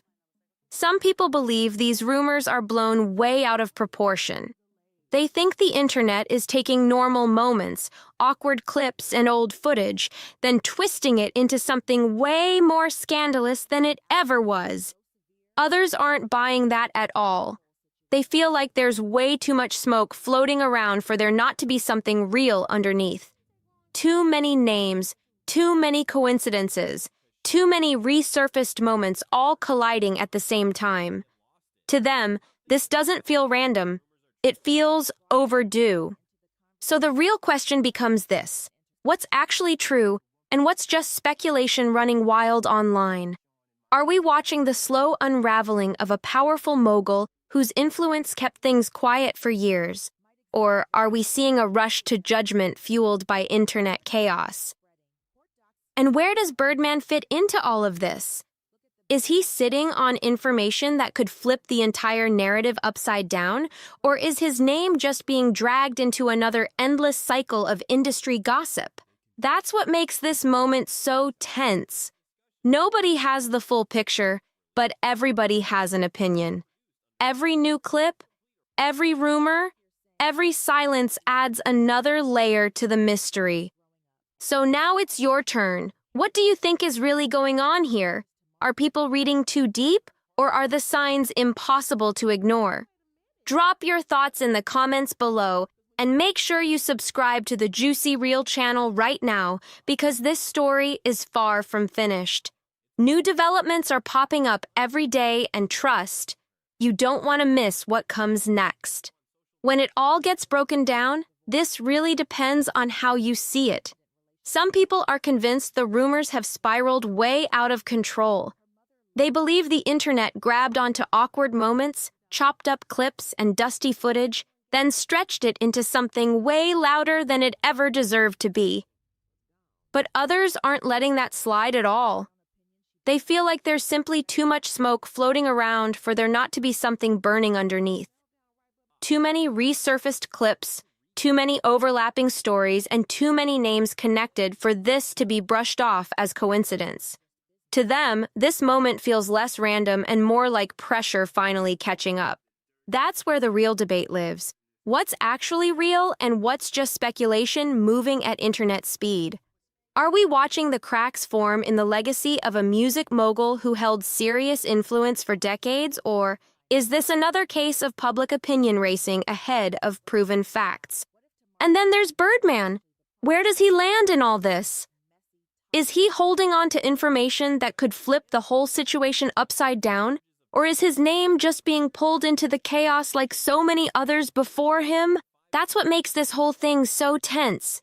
Nobody has the full story, but everybody has a theory.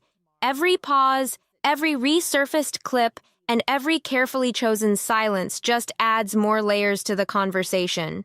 So now the floor is yours. What do you really think is happening here? Are people reaching too far, or are the signs impossible to ignore at this point? Drop your thoughts in the comments below, and don't forget to subscribe to the Juicy Reel channel because this story is still unfolding. New twists keep coming, and trust, you'll want to be here when the next one drops. You guys don't need to worry about me getting revenge from Diddy. I've got 3 moves that make sure he'll never be able to come after me or my family. First, I personally reached out to the victims' legal teams. The real reason he's not getting out is those buried cases behind the scenes. I provided legal funding for 7 victims who had been silent for years and brought in the top criminal attorneys in the country. For years, some of the biggest power players in entertainment moved under a thick layer of silence.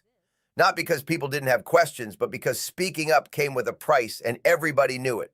Whispers stayed whispers and doors stayed shut. Now, with 50 Cent's documentary stepping into the spotlight, that long-running silence is getting pressed hard, not with wild claims or reckless talk, but with timing, structure, and straight pressure. As attention swings back toward Diddy and renewed curiosity starts circling Will Smith. Second, I bought up every potential post-release business deal he had lined up. I planned this 2 years in advance, so by the time he got sentenced and still had hope of getting out, every partner had already cut ties with him. Third, I don't just have evidence, I've got backups. This is an entire minefield that's been buried for 20 years. I uncovered every secret from the last 30 years. With testimonies from the victims, we interviewed over a dozen people he tricked, threatened, or violated. You think that's harsh? No, he destroyed other people's lives for decades. I'm just making sure he spends a few extra years in prison for it. I'm not afraid of his people, not afraid of his threats. I know he's still in there fantasizing about a comeback, but the truth is, he's never coming back. One heavy question keeps cutting through all the noise. What stayed buried for so long? Not because it couldn't be seen, but because silence made it off limits. Hollywood played the same old game for years. Stay quiet, stall long enough, and wait for the internet to move on. That strategy worked until it didn't. And 50 Cent's documentary drops right when staying silent isn't an option anymore. What we're in right now, it's really hard for y'all to discern what's real and what's true, you know? And I've been seeing y'all memes and stuff. People be making memes. I see the memes. I see them now. Some of that stuff is funny. Some of it's funny. But I haven't addressed any of this publicly, but I just want to say this very clearly. I don't have to do with Puffy, so y'all can stop all them memes.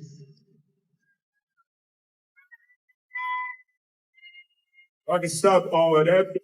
I ain't been nowhere near no damn freak off. Listen, I do enough of my own. Don't be putting me in other people. Be sheer gray. Not loud, not obvious, not explosive. Sometimes the real story isn't what's said, it's what's missing. And that absence starts talking real fast when you slow things down. When a system protects itself by dragging its feet, delay becomes a shield, not an accident. And the moment someone finally speaks, that move is never neutral. It shakes rooms, breaks routines, and rattles people who got comfortable. If silence held power for years, then its collapse forces one uncomfortable question to the surface. What exactly was being guarded this whole time? And who benefited from that protection staying intact for so long? What stayed hidden wasn't one single moment or headline-making incident. It was a pattern, a long-running rhythm of behavior that blended into success, money, and access. He should have never slapped Chris. I'm not watching the movie. It's not happening. You don't understand. Do you understand why he slapped Chris? Did you see in that moment from probably what he was dealing with? What was he dealing with?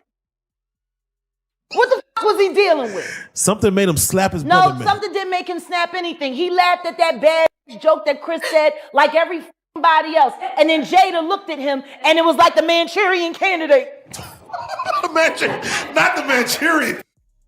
Relationships got normalized because they came wrapped in achievement. Proximity was brushed off as coincidence, and anything that felt strange was quickly labeled industry stuff and pushed aside. Diddy's influence wasn't secret. It was public, visible, and rarely challenged. The issue wasn't access, it was familiarity. When people see the same faces, the same spaces, the same dynamics over and over again, curiosity fades, scrutiny softens, repetition turns unusual situations into background noise. That's how patterns stay invisible in plain sight. This isn't about courtroom language or legal labels. The implication here is cultural. When behaviors become routine, nobody questions them anymore. And once something is treated as normal, it stops being examined. That's the danger. How much stays hidden simply because everyone assumes it's just how things work? Power rarely moves solo. It doesn't walk into rooms alone. It brings people with it. It operates through proximity, favors, introductions, and quiet advantages. Those closest benefit over time without ever having to announce it. And while everything looks smooth on the surface, risk stacks up quietly underneath. In this kind of ecosystem, distance isn't accidental. It's strategic. People don't step back because they sense danger. They step back when the balance shifts. When silence stops being safe. When waiting it out no longer guarantees protection. And that's why this moment matters. Not because it screams accusations, but because it forces people to look again. Patterns don't break all at once. They crack when silence stops working. The closer someone stands to real influence, the higher the price of asking questions too early. Access opens doors fast, but consequences move slow, and that imbalance isn't accidental. Now, I have to ask before we get out, because I don't want to forget it. Your earrings just reminded me of Black Power, Black Excellence, and I just need your take on it, because Emancipation comes out in 1 hour. Came out December 9th, which is today's the 9th, That's right? such a fucking below the belt fucking question. No, but I just got It's the only below the belt question that you asked because you already know what's gonna happen. Don't front. We've been down there. Fuck Will Smith. No, wait. He can kiss my ass. Wait. He should have never slapped Chris. I'm not watching the movie. Damn it. It's not happening. You don't understand. Do you understand why he slapped Chris? Did you see in that moment from probably what he was dealing with? What was he dealing with? Shit, I don't know. What the fuck was he dealing with? Something made him slap his brother, man. No, something didn't make him snap anything. He laughed at that badass joke that Chris said like every fucking body else. And then Jada looked at him and it was like the Manchurian Candidate. Not the Manchurian. Not the Manchurian. God damn it.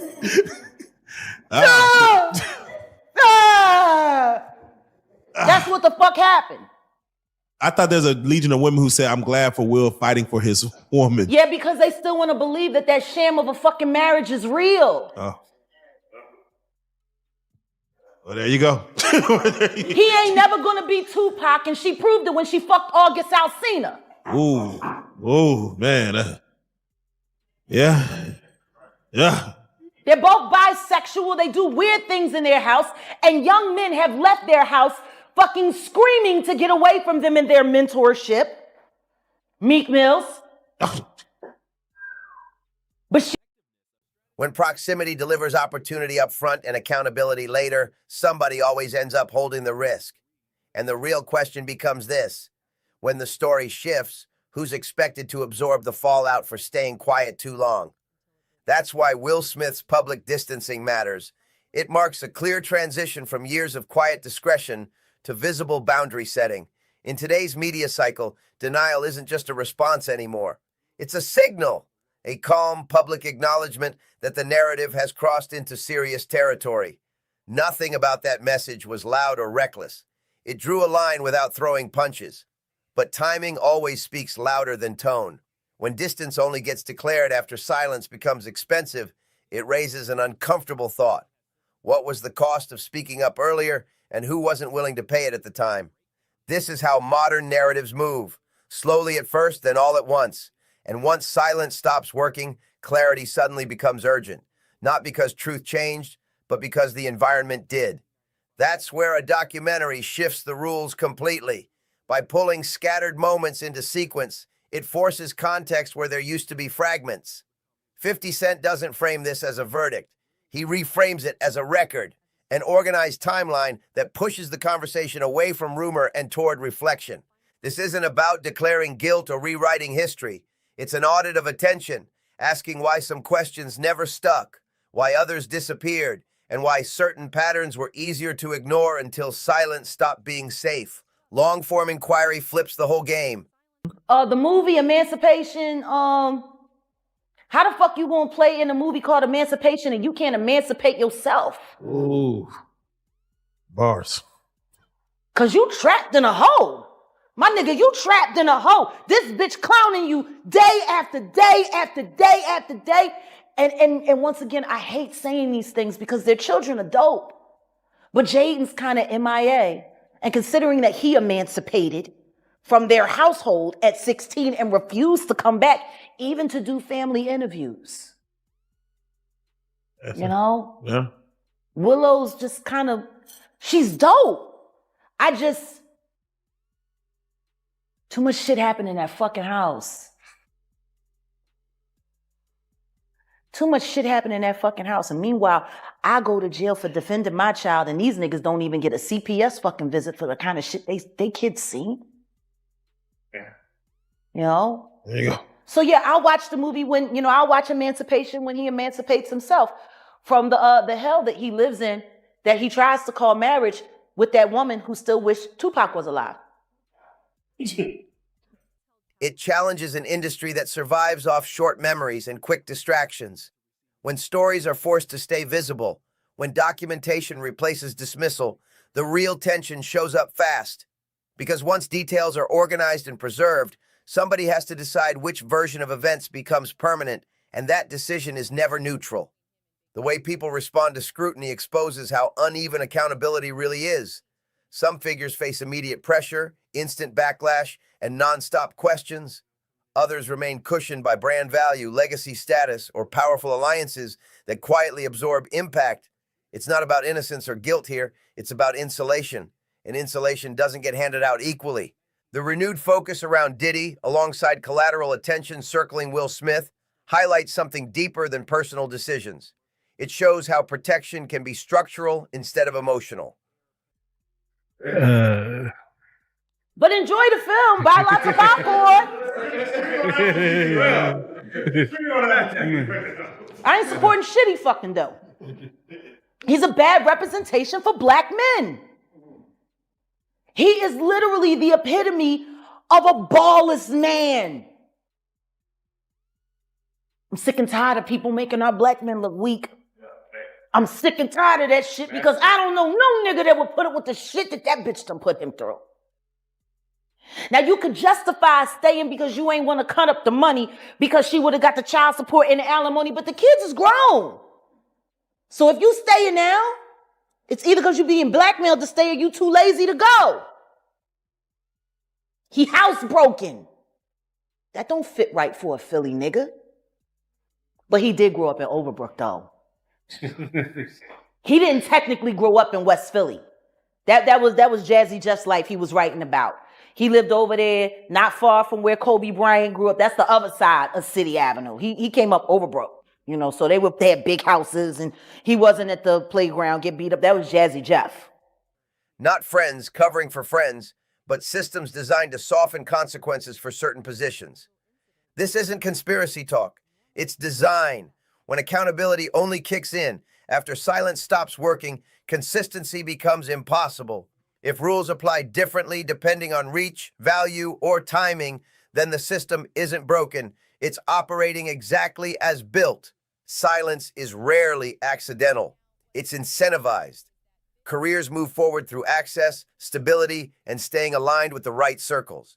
Speaking up too early doesn't get rewarded. It gets you sidelined. Dissent threatens invitations, opportunities, and longevity. So quiet becomes the safer currency. That's why long-form documentation matters. It removes the escape route of forgetfulness. Once things are recorded, referenced, and revisited, they can't be brushed off as old news anymore. Attention becomes sustained instead of fleeting. And when attention sticks, power has fewer places to hide. Not because anyone is shouting, but because the record stays open. And once the story stays visible, silence stops being protection and starts looking like a liability. This documentary breaks down how silence turns into currency, not by accident, but by design. Quiet gets traded for access, opportunity, and protection, while fear of disruption keeps the system running smooth. When speaking up costs more than staying quiet, silence stops being weakness and starts looking like strategy. In that kind of environment, waiting becomes the logical move. Not because people don't see what's happening, but because honesty can threaten survival inside the system. When transparency risks careers, relationships, and long-term stability, how open can that system ever truly be? And more importantly, who can afford to be honest without paying the price? This isn't just about one response or one release. It's bigger than denial, statements, or carefully worded distancing. The real shift happens when silence no longer controls the timeline. When documentation replaces dismissal and memory stops fading on command. What stayed hidden for years is now forced to compete with record-keeping, public recall, and sustained attention. Once information is organized and revisited, it doesn't disappear just because the cycle moves on. And when attention sticks, the old rules stop working. This moment doesn't close the book. It opens a reckoning. Not loud, not chaotic, but unavoidable. And when silence loses its value, the system has to confront what it protected for so long. Once silence cracks, everything around it shifts fast. The conversation doesn't stay contained anymore. It spreads, connects dots, and forces comparisons that were avoided for years. What once felt isolated now starts to look linked through timing, access, and repeated patterns that never fully disappeared. This is where public perception changes gears. Not because new claims appear, but because old moments get re-examined through a different lens. Context reshapes memory.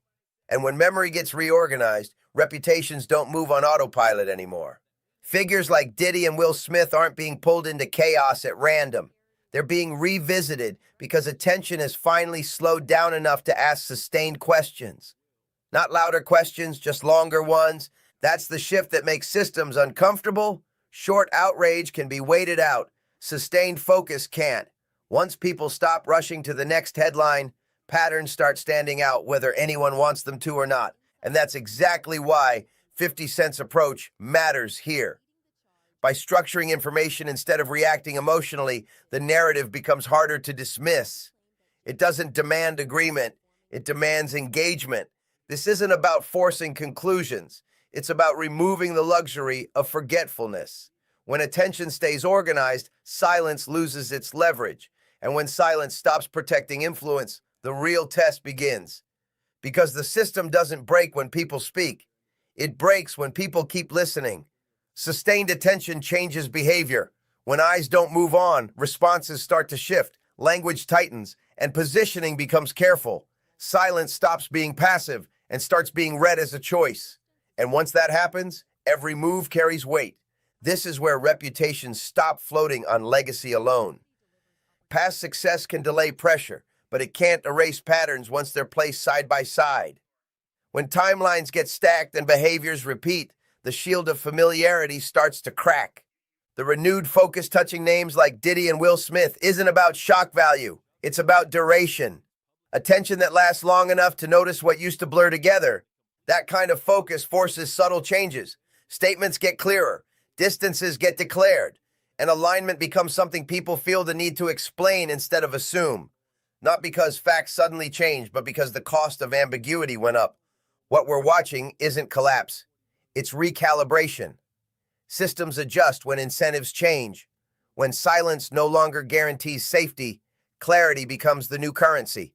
And this shift doesn't happen overnight.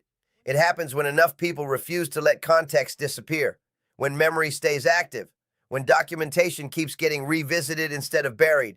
The real pressure isn't outrage, it's consistency, attention that doesn't blink. Because once silence loses its reward, every system has to reveal how it really works. At this stage, the conversation isn't about shock anymore. It's about endurance. Who can withstand prolonged attention without retreating into silence or scripted responses? When narratives stretch over time, the cracks don't come from pressure alone, they come from consistency. This is where systems reveal their limits, not when challenged once, but when questioned repeatedly. Short bursts of criticism fade fast, but long-form focus forces alignment, explanation, and sometimes repositioning. That's when silence turns from shield into signal. What becomes clear is how uneven the terrain really is. Some figures are expected to explain everything immediately. Others are granted time, grace, and space to recalibrate behind closed doors. That imbalance doesn't happen randomly. It reflects who the system is built to protect. And once people start noticing that pattern, trust shifts, not overnight, but steadily. Audiences don't need conclusions handed to them. They just need access to timelines, context, and uninterrupted visibility. That's the power of sustained documentation. It doesn't accuse, it observes. It doesn't rush judgment. It removes excuses. When information stays organized and available, the burden of explanation naturally shifts. At this point, silence no longer pauses the conversation, it feeds it. Absence becomes noticeable, distance becomes interpretable, and neutrality stops being invisible. This moment isn't about tearing anything down, it's about forcing clarity into spaces that relied on blur for too long. When attention refuses to move on, the system has no choice but to respond. And once that happens, the story stops being controlled by silence and starts being shaped by what remains on record. 50 Cent, Diddy, and Will Smith occupy different lanes inside the same framework. Not equals, not opposites, but connected through challenge, power, and proximity. Together, they expose how silence once acted as stabilizer, smoothing over tension, protecting alignment, and keeping uncertainty pushed to the edges. But once that silence ruptures, stability turns into unpredictability. The system that relied on quiet starts to wobble. Not because answers suddenly appear, but because questions refuse to disappear. And that's where real pressure lives. The final question doesn't come with a clean ending. Once silence is broken, does truth actually replace it? Or does the system simply adapt, learning smoother, quieter, more refined ways to stay silent again? That question matters more than any headline because it decides whether this moment leads to accountability or just another reset with better messaging. And this is exactly why you're here. If you want deep dives that don't rush conclusions, stories that stay organized, and breakdowns that don't disappear when the cycle moves on, make sure you subscribe to Juicy Reel right now. This channel keeps attention where others let it fade. Hit that subscribe button and stay locked in because the quiet moments are always where the real story hides. 50 Cent, Diddy, and Will Smith don't play the same role, but they exist inside the same structure, a structure built on power, access, and proximity. Their positions reveal how silence once acted like glue, holding the industry together by keeping tension contained and questions unanswered. But when that silence cracks, control starts slipping. Not because truth instantly takes over, but because uncertainty moves in, the system loses its rhythm, the old rules stop working the way they used to, and stability turns shaky. The real question still hangs in the air. Once silence is broken, does truth actually step in? Or does the system simply evolve, learning quieter, cleaner, more polished ways to avoid saying anything at all? That question doesn't come with closure, it comes with responsibility. Because if attention fades again, silence wins another round. And that's why Juicy Reel exists. If you want stories that don't disappear, breakdowns that stay organized, and conversations that don't get buried when things get uncomfortable, make sure you subscribe to Juicy Reel right now. Hit that button, stay locked in, and don't let the quiet parts slip past you. That's always where the real story lives. But when he was young, his mama didn't want him around. He just kept coming. He wanted the life. Maybe I'm not engaged anymore. Okay, I'm sorry, what? What? I didn't say anything. You just said maybe I'm not. Tony Braxton said what? Some celebrity relationships just don't sit right, period. The kind that makes you stare at your screen, tilt your head, and think, nah, something is off here. And that's exactly the vibe around Toni Braxton and Birdman. Because this situation has been messy from day one, and now the truth is finally sliding out from under the rug. Birdman is clearly not feeling how this story is unfolding, not one bit. You know, this gay thing and that gay thing. What do you mean? I don't understand. He was saying that you was gay. Come on, man. Come on, man. I'm a straight gangster, man. And been in my hood. He know what's happening with me. I guess get on the radio and won't be funny or something. But Right. know what's happening with me, man. Google me, man. Watch what come up. Yeah. Straight G. Let's rewind for a second, because for years, fans have been confused watching this roller coaster play out in real time. 1 minute they're engaged, next minute it's over, then suddenly they're back like nothing happened, then complete silence again. Engagements announced, breakups whispered, reunions hinted, but no real answers ever followed. And let's be real, after an engagement, you expect something, a date, a venue, a plan, any kind of movement. But instead, it was nothing but quiet, no wedding, no build-up, no clarity at all. Even stated he was the only one who Birdman kisses. Hey, I'm not a person he kissed. I don't like to be touched by people I don't tell to touch me, so. People started asking real questions, and now those puzzle pieces are snapping together fast. Looking back, it's wild, because when these two first popped out together, the internet straight up froze in shock. Toni Braxton, the legendary R&B icon, the voice behind Unbreak My Heart, and Birdman, the cash money boss, the man tied to some of hip-hop's biggest names ever. Called me the other day and he asked me to meet with him in New Orleans just to relax and forget about work and the wedding. You know, I just want to have fun. This is nice. This is like traditional New Orleans. Yeah, that's I it. like it. Is the food good? It's cool. It's cool. Yeah, I like it. I like it. Thank you for coming again. Of course. Thank you for having me. Definitely. This is beautiful. I love it here. I love New Orleans. You rented this whole place? Yeah. No one else is here but us? That's all right with you? I love it. Like, what's that? What's that sound? Probably a boat or something. Oh, what about the water? Yeah, not too far. I didn't know that. Oh. You're going to hear that all night to 3, 4, or 5 in the morning. Okay. Every morning. That pairing alone had people blinking twice like, wait, what? It was unexpected, left field, and confusing from the jump. Two totally different worlds, different energy, different circles, different everything, and folks could not wrap their heads around it. The skeptics were loud and ready. Everyone was watching closely, waiting for the fairy tale moments, wedding bells, dress fittings, cake tastings, the whole deal. But those bells never rang, not even once. No ceremony, no date, no vows, no ring exchange, just pure silence. And that silence? It got louder by the minute. Big deal.